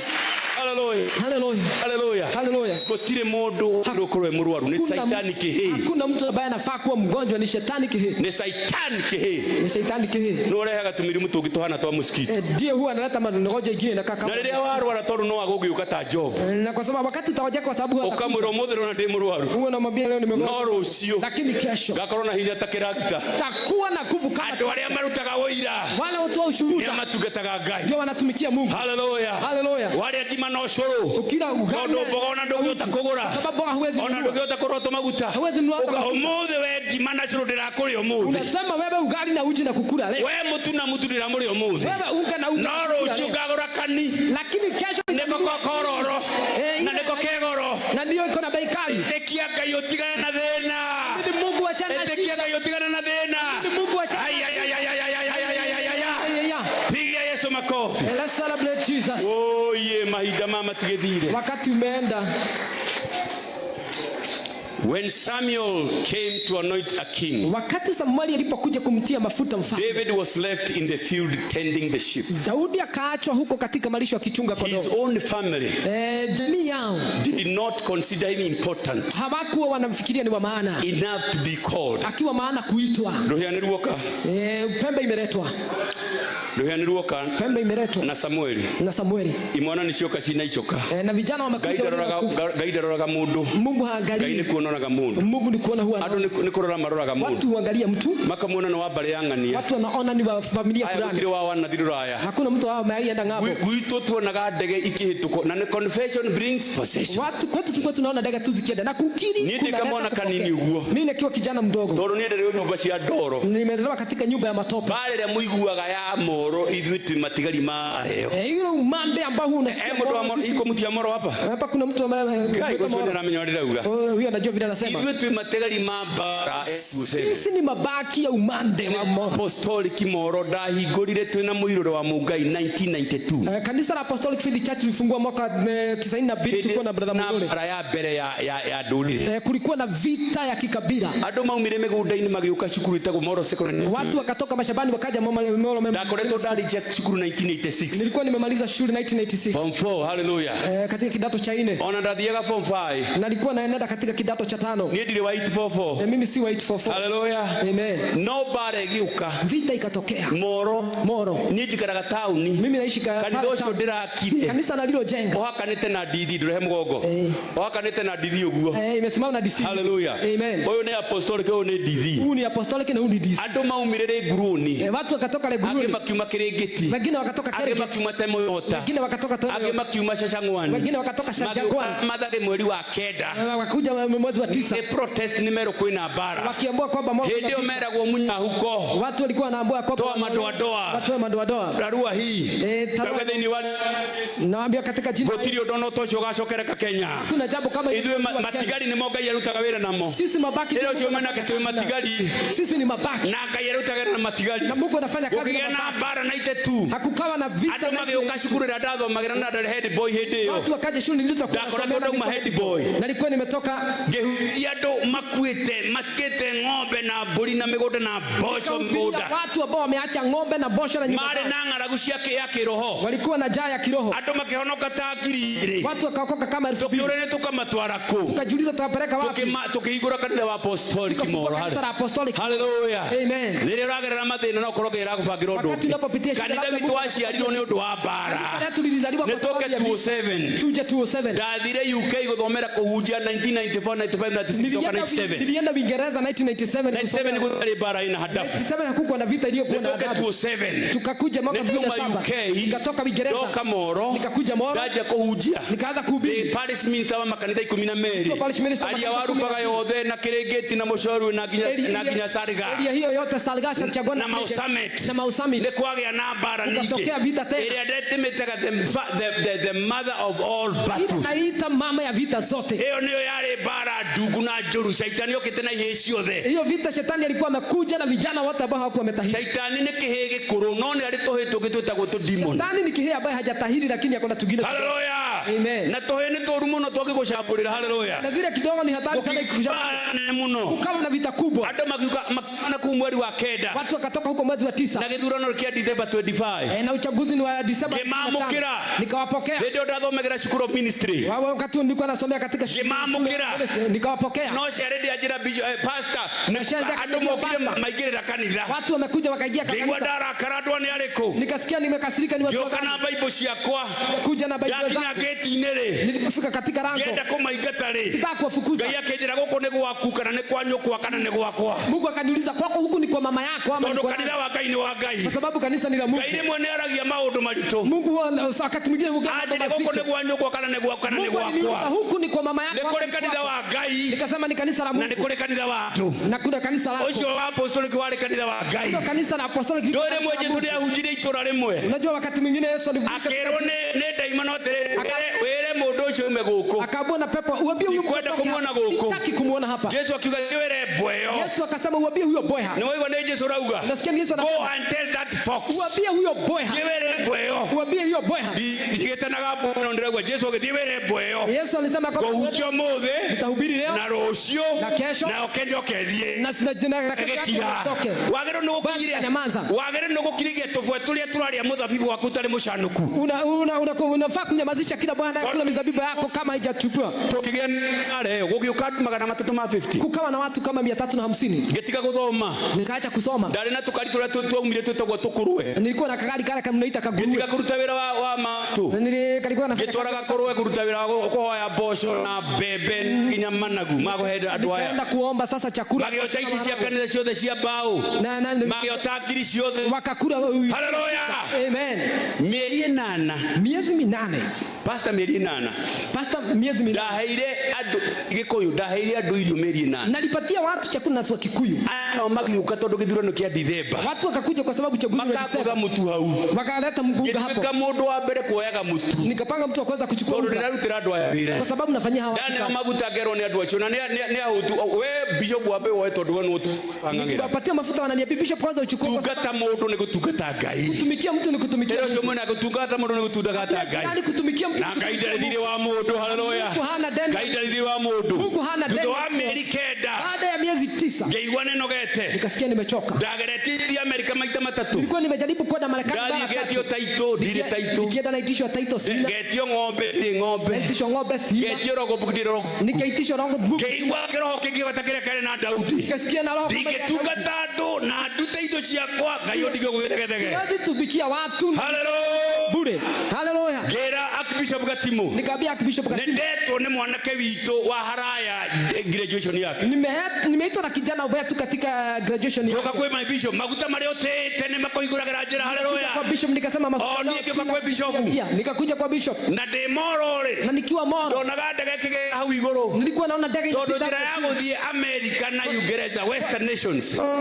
Egeraga hau haitoja. Sababu njia ya kwenda Uingereza huwa inapita hapo. Egeraga hau haitoja iguru. Inapitia hapo. Uraigwa dudu. Nasikia tu. Ndaumaga ndege mwana ntekio. Huwa natoka Gaina karogo toinaga no limo. Na kana wipo ambao ni tondu maundu maria monekaga mari ulimu kwi maitho ma andu sababu yale mambo yanaonekana ujinga kwa macho ya watu. Haleluya. Mungu si ujinga. Yesu akia ndoro agekera mundu maitho. Yesu anachukua matope anaweka kwa macho. Kiania ndoro. Yanachanganya matope. Ule mwekaga muri anake haleluya. Sisi mlivyokuwa ule wale heka torogoca kege kogo geka chuchu kanyugo kakauma. Unakuja unaweka hapa unakoja. Unaririkana wanojo haleluya. Unakumbuka Bwana asifiwe. Amen. Daumagaja gona ndege unadiukana ni ndege kana ni helicopter. Nilikuwa naona ndege kaida karobo ndege marua gua tuthi gwitu ga confess. Nasema ndege ni bebe unipeleke. Confession brings possession. Kiri huwa inaleta kurithi. Gawa ndege marua gua toni ndo ndege kuwa marua. Nilikuwa najua ndege inabeba barua. Leo nini ndiramwona ndi America. Mimi ndiye na maongeleza ni kwa ndege maigana ya idhano haleluya. Ndege mara ya moja na tano. America nango ka Kenya. Kwa sababu naenda America na nani. Hali yake gituhegwaga. Mahali ambapo umerusha. Bwana asifiwe sana. Amen. Bwana asifiwe sana. Jina la Bwana lipewe. Haleluya. Haleluya. Daudi akinyararwo. Daudi akadharauliwa. Akadharauliwa. Akiwa ni urajukira na itimo na ngona na matharaita. Anasema kwamba ninakuja na kule wethini wale twali ya Yesu. Naja kwa jina la Yesu. Wewe kege konyararite Yesu ya mwathani. Kwa kijana ambaye hajafanya. Akiyoje higoguo. Akavirigisha jiwe. Higare ile timisaga. Jiwe Mungu aliweka. Kiradimo kyake kitimisaga. Baraka ya Mungu ile. Dawa mothe ngai roketi kira yaku. Na wewe sema Mungu God locate your blessings. Mungu akuunganishe. May the Holy Spirit locate your house. Mungu akuunganishe na May the angel locate your gift somewhere. Mungu akuunganishe na God be a package. Mungu akupatie package. The angel of heaven locate your address. Malaika akutana mahali ulipo. And I declare in the name of Jesus. Natangaza katika jina la Yesu. May the devil lose your address. Shetani akose. Hey, may the devil lose your address. Shetani akose. Dawa Shetani kuona address ya kwako. Shetani akose address ya kwako. Roho Mudharu na laika maone address ya kwako. Roho Mtakatifu na malaika kama uko kali urenda. Kama uko kadhayu. Kama uko gotonga. Kama uko ima mwiri. Kama uko ciacia na gucoka mucii. Kama uko muthuri gukwenda. Kama uko gakwenda na muri family. Mboca yakwa mukenyurana. Hallelujah. Hallelujah. Hallelujah. Let me finish now. Wacha nimalize sasa. Nitiweka deki mtugatiri. Simtaki nimalize mchungaji. Ngetaka tudie crusade. Nataka tuende crusade. When the prophet Samuel came to anoint King David, wakati nabii Samuel alipokuja kumtia mafuta mfalme Daudi, he was left in the field tending sheep. Aliwachwa malishoni akichunga kondoo. His own family did not consider him important enough to be called. Jamii hawakumhesabu akiwa wa maana. Andika hii chini sasa. Like this down. But the forgotten shepherd. Lakini mchungaji aliyesahaulika. But the forgotten shepherd. Lakini mchungaji wa kondoo aliyesahaulika became the king of Israel. Akawa mfalme wa Israeli. Unasikia vile ninavyosema? Ucio wetagwo Daudi wa ariganĩire. Huyo anaitwa Daudi. Ona gota tarĩ kiene. Alionekana kama aroragwo manyururia. Alikuwa tu niwe watuĩkire mũthamaki wa Israeli. Alifanyika. Ile ucio mwena ũguranyo no hana rĩ. Unavyoona nikiwa. Tiguo ngakorwo rũciũ. Sitakuwa hivyo kesho. Ndũmwĩre the way you see me today. Pia vile unavyoniona leo. The way you see me today. Vile unavyoniona leo. Tomorrow I'll be somebody. Kesho nitakuwa mtu maana. Kurukagirwo ni rukungu. Jinsi ambavyo mimi Ngai ni ombaga maundu ma utonga munene. Mungu anaumba mambo. Ngari ciuma kwi Ngai. Mahali inatokana kwa Mungu. Rukungu ni rukuriganira. Ero cio mwena uguranyo no muthi. Vile unavyoniona leo. Uguranyo no muthi. Vile unavyoniona leo. Matigo gakorwo rucio. Sitakuwa hivyo kesho. Tondu kwi Ngai matuini. Kwa maana kuna Mungu mbinguni. Bora Yesu rohi. Pigia Yesu makofi. Amen. Amen.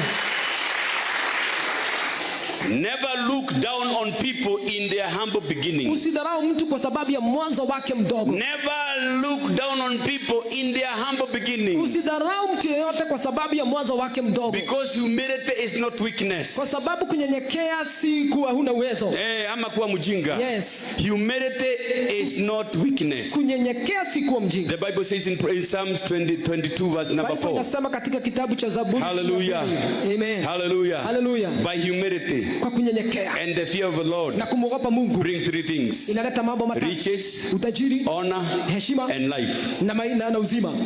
Kunyiha tiko kiga. Kunyenyekea si ujinga. Kunyiha tiko kiga. Ama kuwa mnyenyekevu si ujinga. Mundu nyihia amukogera maundu maigana. Mtu akinyenyekea huwa anapokea mambo matatu. Honor, heshima, life, uzima, and glory. Na utukufu. Let me finish by Jesus. Karibu ketulinienda kulikio na Yesu hadi sio tatu Yesu. Acha nimalizie na Yesu, huwa napenda kumalizia na Yesu. Number 4, Jesus was rejected before he was glorified. Yesu alidharauliwa hata kabla atukuzwe. Jesus was rejected. Yesu alikataliwa before he was glorified. Hata kabla atukuzwe. Yesu atanaliukari. Kabla Yesu afufuke. Ambire kunyararwo. Kwa alidharauliwa. Kaheka Maria.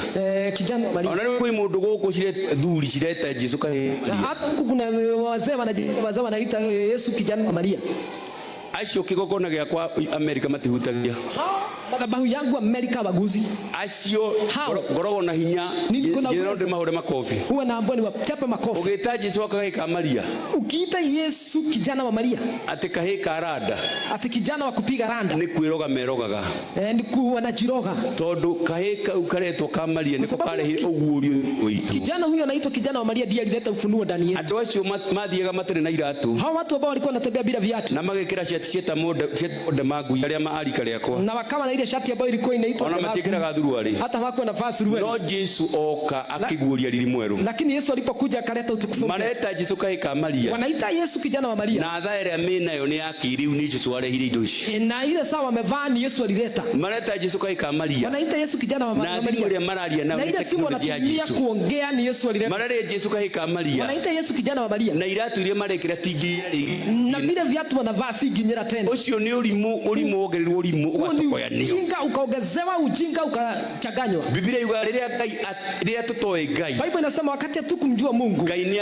ni ugire okay matijui Mungu akasema ndio no leo Yesu ni okite lakini kwa sababu Yesu amekuja mundu akumenya Yesu ni amenya Ngai kila mtu anayemjua Yesu ni wenjira kwa sababu Yesu ni muoyo Yesu ndiye uzima haleluya na leo maroho mane mekulina andu aingi muno tondu ni matonyete kinya kanitha-ini na haya maroho yataua watu wengi sana kwa sababu yameingia kanisani mimi niko na msichana mmoja getagwo Njoki wa Mwangi anaitwa Njoki Mwangi getaga my only bean ni magitheri huwa namuita ile maharago ya pekee katika githeri yani githeri gyakwa getho no mboco mweho katika githeri yangu mingi kuna na ninampenda sana maharago moja ona ndira mundu athake nake na sitaki mtu acheze naye na mami nirega gukua na mama yangu juzi akafa na baba nirega gukua na pia baba alikuwa amekufa leo tuthuri tu ni tukaga tuhutite tukienda nyama hao wazee huwa wanakuja wakiwa na nyama kipenda nyama no akwire kiundu ukiona mtu ambaye kuna jana anaweza kuambia mambo tuinaga rwimbo ma iria wamenyire ndukanareke mundu amirute tunasema kwamba ukweli ulio ujua usikubali mtu atoe na gutikana kinya handu waje kunywa Maria njira-ini na usifike mahali uanze kunywa maji ndiramwira na usikie vile nasema wenda kuhura na maiga uhure ukitaka kunichapa mawe unichape jiko ndi wa mbere Stephen yale wa mbere na ni aikarire kithuri kia Ibrahim mfano alikuwa bakwaza na tondu manetwo ma kwa sababu kweli wito ukweli nimerega guka gwakwa juzi wakaja kwa kwaja Ruraya huko Amerika kuria twarege githungu huko ambapo tunaongea Kiingereza no marete ugikuyu waku na wakaleta ukikuyu wako unasikia vile nasema makaje na ndura mamenyaga mutiumenyago wachiera muhebe to amenyaga wachiera muhebe unajua kwa sababu unajua mtu wa muhebe ginyo uciare muhebe unajua mtu ukizaa maembe kwa hivyo huwezi jua mtu wa mucungwa amenyaga ni guciara macungwa mtu wa machungwa ni maroka mahidite kwa kigogona-ini akakuja kwa mejificha kwa haleluya amen umagwa hatu mashoke makaro watu warudi katika enzi yao waje mundu uri utari wagi Maria kairitu gake wewe wakataka yule mtu ambaye hajawahi tahiri msichana wake uri agatwitwo yule ambaye alikuwa amepatiwa jina lake aretwo Ngomia maravita Ngomi iyo Ngomi ni yagimarite wakasema hiyo Ngomi irarire kibatirire no moka waruguru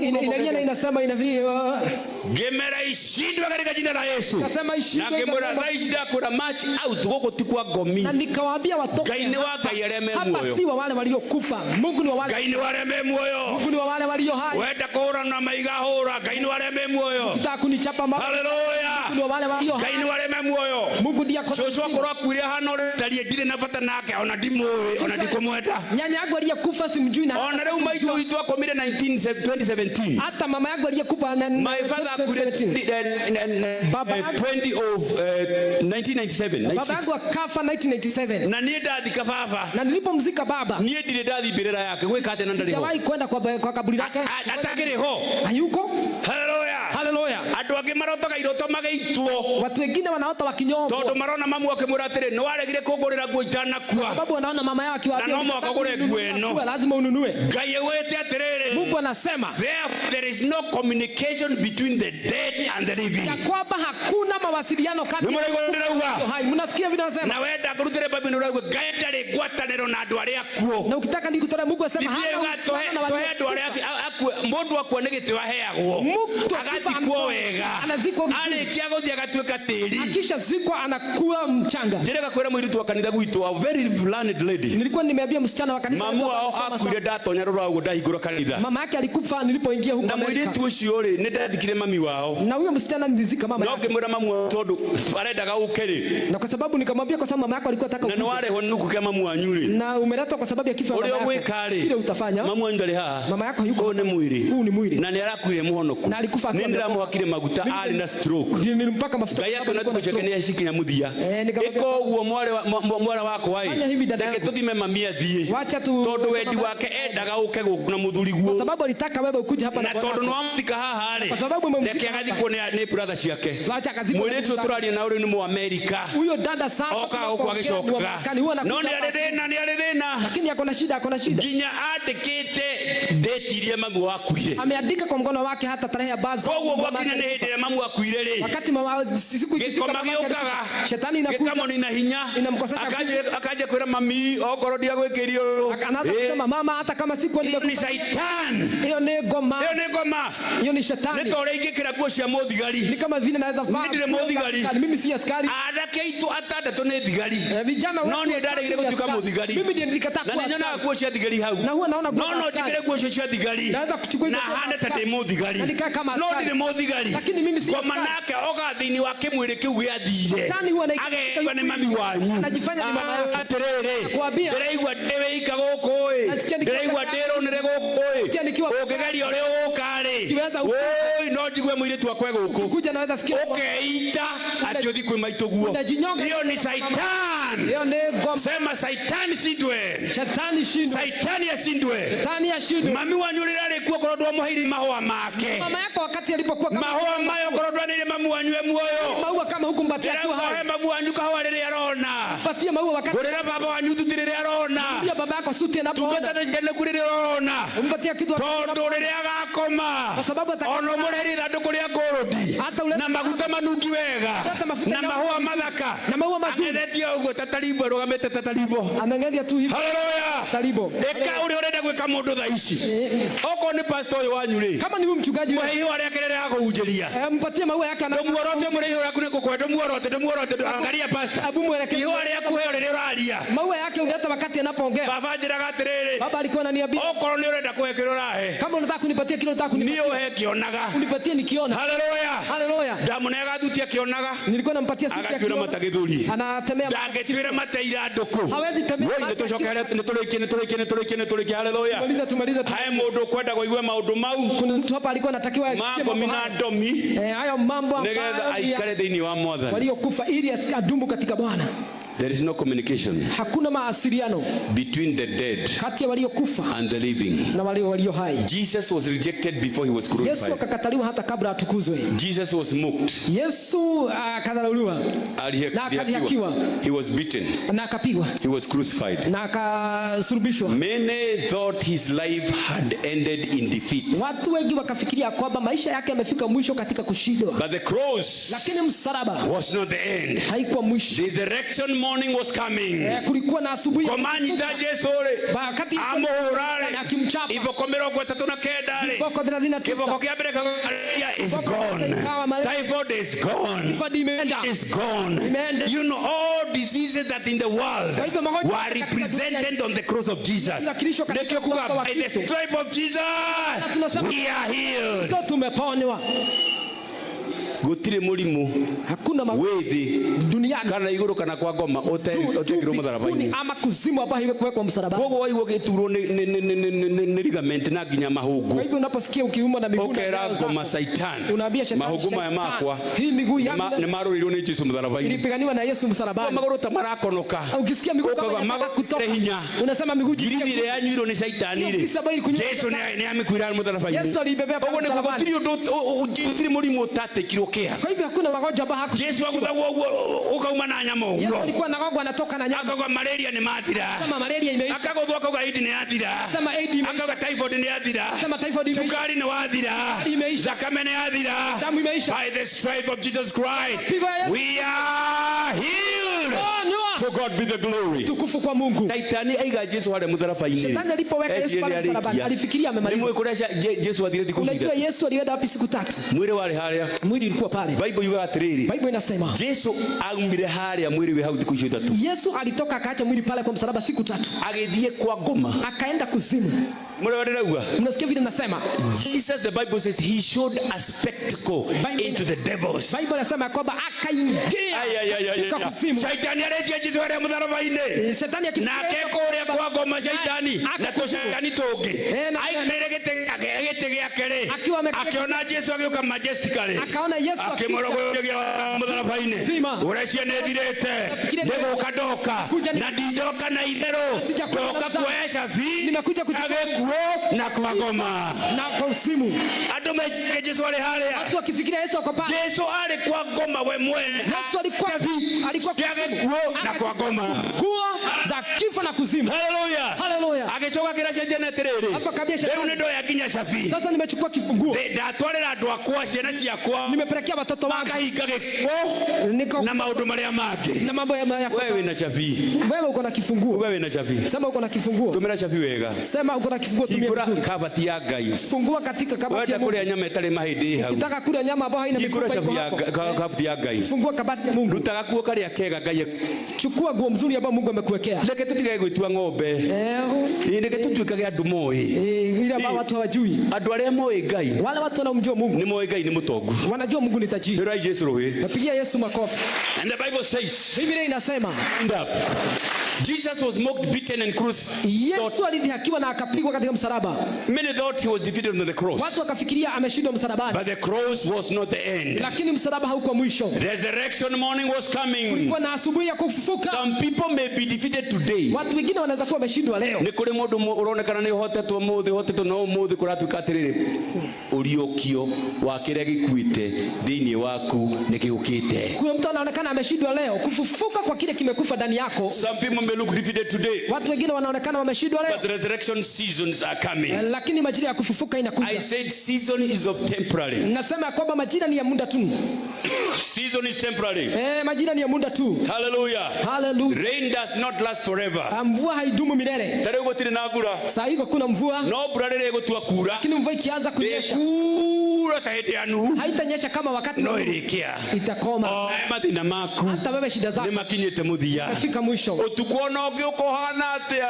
Giza hata ikija. Oneke ukagina wonage marudurudu. Hata uwe unaona. Na manama gutire hede nduma igiragia utheri uke. Hakuna wakati ambapo Bible you got Psalm chapter number 30 verse number 5. Bible inasema katika kitabu cha Zaburi.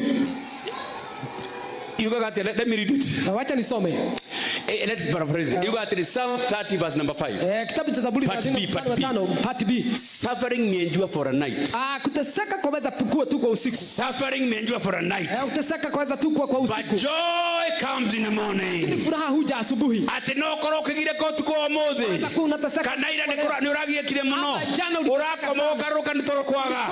Ndira atiriri utuko wa ira ndonagiria gukiomo. Na kama usiku wa jana haikuzuia asubuhi ya leo. Utuko wa ira urathira na mathina maku. Usiku wa jana ulienda na shida. We mwamure maundu imatheru. Leo umetauliwa kwa sababu suffering may endure for a night. Mateso yanaweza kudumu tu usiku. Hallelujah, for his rest only for a moment, but his favor lasts for a lifetime. Weeping may stay for a night, but the rejoicing comes in the morning. Amen. I speak your morning has come. I speak your joy has come.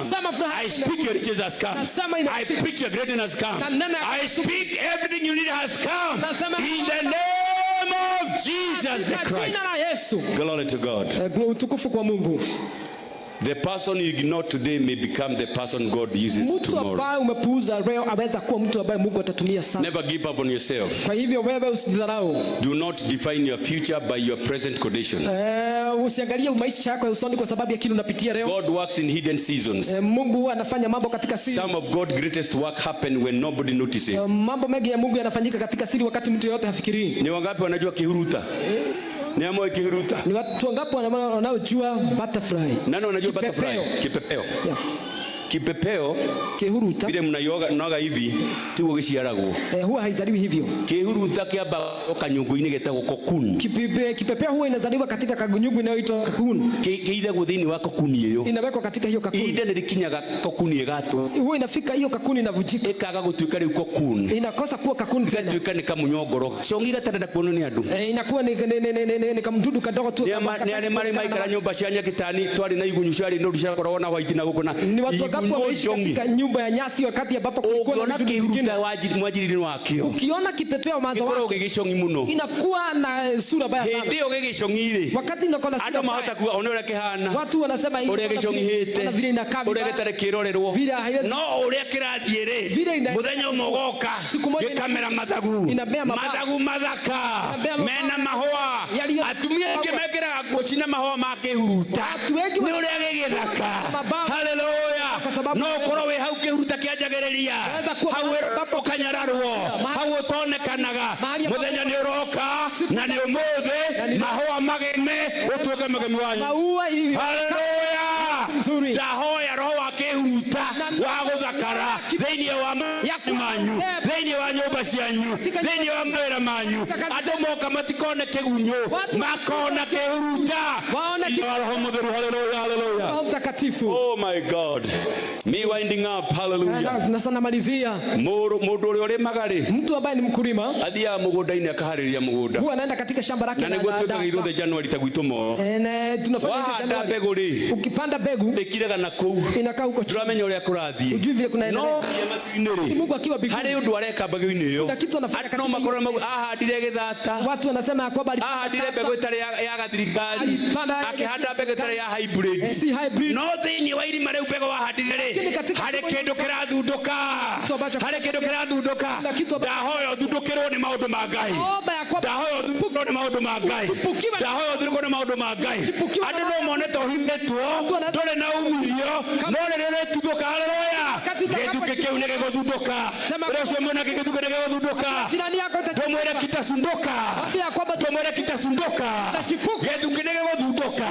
Aria marona ta wangeirwo ri tuge gituke ni giguthunduka na giathunduka ri, aria mararagia we cagacaga pegepege ni athakario ni Ngai, wanasema amerebesha. Ngai amuthakari, naomba Mungu awarebeshe, amuonekere, Mungu awaonekanie, Ngai amutuge, Mungu uthio wake umwarorere, uso wake mutuike akuhotana, muwe watu wa kushika, shaitani amweherere, shetani awaondokee, mukie na gikeno, muwe na furaha, gikeno kio honokio, furaha ya wokovu thiini wa ritwa rĩa Yesu Kristo, katika jina la Yesu. Rugamai na maguru manyu. Hallelujah. Give the Lord a clap offering somebody. Tumpigie Yesu makofi mazuri. Amen. Hallelujah. Hallelujah. So in a very brief moment, kwa kumalizia kwa kifupi sana, you could be here. waweza kuwa uko hapa, you could be here, waweza kuwa uko hapa, and you feel in you na unasikia ndani yako that you have gone to the very end of yourself. Nimefika mwisho wangu. Nimefika mwisho. Liria mundu akinyaga mwisho, wakati mtu amefika mwisho, ucio ukoragwo hinya wake, huo ni nguvu zako. Ngai etereire ukinye mwisho wako. Mungu anangojea ufike mwisho wako kabla. Unakioerere. Mungu naye achukue kutoka hau ukuagira ngoro Ngai nyarega. Hapo ulikuwa unafika mwisho. Ndukananere mundu. Usiwahi dharau mtu. Ni undu wa uri atarie. Kwa sababu ya jinsi alivyo. Ndenda kuhera ndume haha. Nataka kuombea watu. Na ni moyo mwana nyararwo. Na wanajua kwamba mai dharau. Ona mutiuragiria. Na hata sasa mjipende. Ndenda Ngai ahubiriri kunyararwo kwanyu. Nataka Mungu avike utukufu. Mohana kihuruta. Muwe kama kipepeo. Thiini wa ritwa rĩa Yesu. Katika jina la Yesu. We hawonete tutakinyite haria wagirwo gukinya. Hiyo kazi inaonekana Ngai rauga atiriri. Umuthi ni ndathurura githuki. Mungu asema kwamba leo nimefanya kuchukuke baraka zako. Ndaike mwende ndakuhoera ucio urona tanyara ritu andu mari nginya ukiagira hinya ukaigwa ndungihota ndoka gukukira hinya.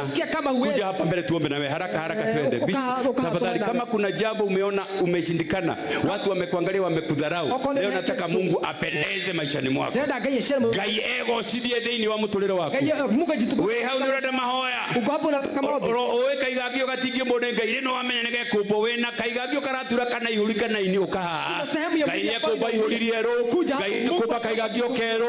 Ona nginya mauri meru. Thakame ne guthumbũrĩte. Ndĩrahoya Ngai agunyie thakame yaku na ya mũrugo na ya mũrugi Yesu. Sema Mungu achanganye damu yako na damu ya Yesu. We haha. Uko hapa. marero agerera unataka Mungu sababu ya mambo unayopitia. Noko ndio tutulie gari. Na kama sisi wote tuko salama. Ta Job. Tuseme kama Ayubu. Maranatha. Come Lord Jesus. Kuja Yesu. Uko hapa unahitaji na maombi. Wewe hani unafuata mahoya. Hiyo yote nimesema kuna watu wameangaliwa chini. Amasho moja juge wamenyararo hivi. Wakati hoyo uboriri. Kuja tu. Hado hako na kuhotomone hotani wa Ngai. Ili usione kudharauliwa uone kubarikiwa. Hallelujah. Kuja hapa tuombe na wewe katika jina la Yesu. Tutoka hata wewe na wewe thini wale tolea Yesu. Korone taitwa tumegwitagirwo. Kama watu wajekuwa wanaitwa title deed. Title deed adwet meterwo. Hadi shashaba. Magitengera take. Watu wajekuwa wamekimbia sana. Maitorera ngwire kunyara kolnyana ritu no gwakinya muthia. Mama nataka niseme ya kwamba kule mdharauliwa. Githegethege wanetwo ni gyakinya muthia. Kule ambao mwai. Tondu Ngai oka na ndatumanaga. Sababu Mungu akija tumani. Ngujagia kwa bicho gatimo gati David Psalms 40 number 1 and 3. Daudi Zaburi. David airima ria muteretho. Daudi akiwa katika shimo la uterezi. Andu mauganda ngiruta hau. Watu walisema kwamba ni gwikore korire kana rigi agikio. Ni kujipata alijipata. No akiuga Ngai ni kiriro giakwa ndirarekuriwe. Akasema Mungu nakulilia. Ndirenda Ngai unjiguire tha. Nataka unione huruma. Ngai agiuka agikumirira. Mungu akaja. Biblia kuga he inclined. Mungu akainamisha. Inclined kuga ati Ngai agitulia maru hari David. Mungu akapiga magoti mbele yake. Akigwa kiriro giake. Akasikia kilio chake. Akigwa kiriro giake. Akasikia kilio chake. Akimwira ni kukuruta irima riri. Akasema nitakutoa katika irima riri. Riri ya muteretho. Katika shimo. Ai mwanyu me marima maikirio ni andu. Wengine wako katika mashimo. Ngai arauga ni kuruta irima riu. Mungu asema nitatoa. Biashara irima-ine. Ngai arauga ni kumira iguru. Nitaitoa katika ciana ni cirehete thina. Ngai ni gucirehe mucii. Etikia Ngai utigane na thina. Mungu achana na shida. Chukua mikono yako juu. Amen. Anza kushukuru Bwana maana na kutoa kwa hiyo shimo. Hajamshukuria Ngai gafu. Kudharauliwa kumeisha. Kumenona kunyara ni gwathira. Kudharauliwa na kudhihakiwa kumeisha. Yesu ni egocithia. Yesu anajitukuza. Era Ngai thengi ni kuduta mutondo-ini ucio. Mungu asante kwa sababu kutoa. Era Ngai ndurera githuke. Mungu asema kwamba ni ndurera githuke. Kuchipuka. Mwathani sundura githuke. Kuchipuka jambo. Wewe ni wo irima riria wikitio. Wewe ni wewe kunyara ritwo. Era Ngai akuhumbere na akugemie. Takehuruta. Andu mona kehuruta. No gukega makongaga. In the name of Jesus, the Lord God Almighty. In the name of Jesus, the Lord God Almighty. I come to you, Jehovah. In the name of Jesus, I declare whatever my brethren has been going through. Inua mikono yako juu makusalenda. I declare, inua mikono juu kabisa, juu kabisa. Saitani aone mikono yako imesalenda. I declare whatever manner of distortion, whatever manner of pain, whatever manner of lack that my people have lacked, in the mighty name of Jesus, I declare they have come out. I declare they have come out. I declare come out in the name of Jesus. Mapepo ya shida, mapepo ya umaskini, mapepo ya dhambi, mapepo ya shida, mapepo ya ufukara, natangaza katika jina la Yesu, pokea uzima wa Bwana, pokea nguvu za Bwana, pokea katika jina la Yesu, pokea pokea uzima wa Bwana. Kayerohia mutorere, kayerohia mutorere. God renew their strength. Rekatatalala desira, kayaniria mutorero. In the name of Jesus, in the name of Jesus, renew their strength, renew their faith.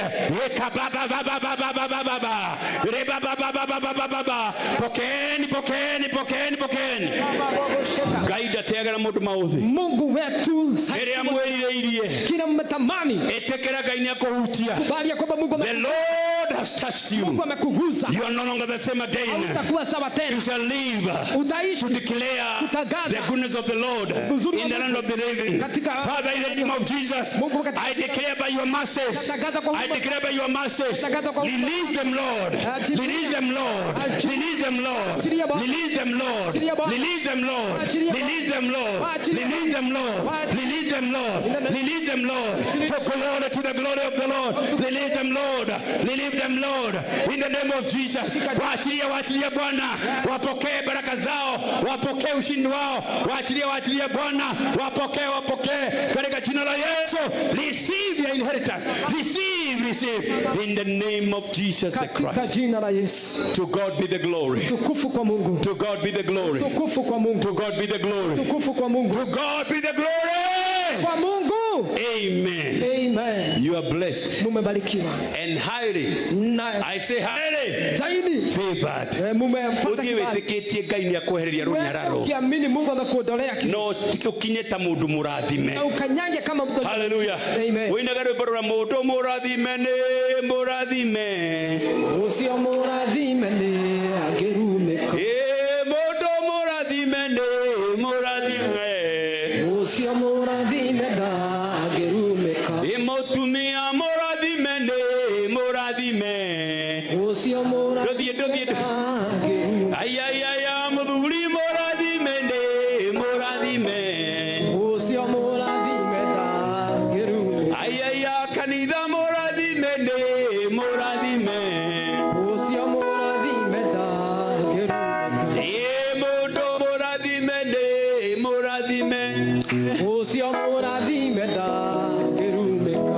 Uyu murathime na kuma umuthi ndurumikite. Wewe umebarikiwa na Aria marakunyarara.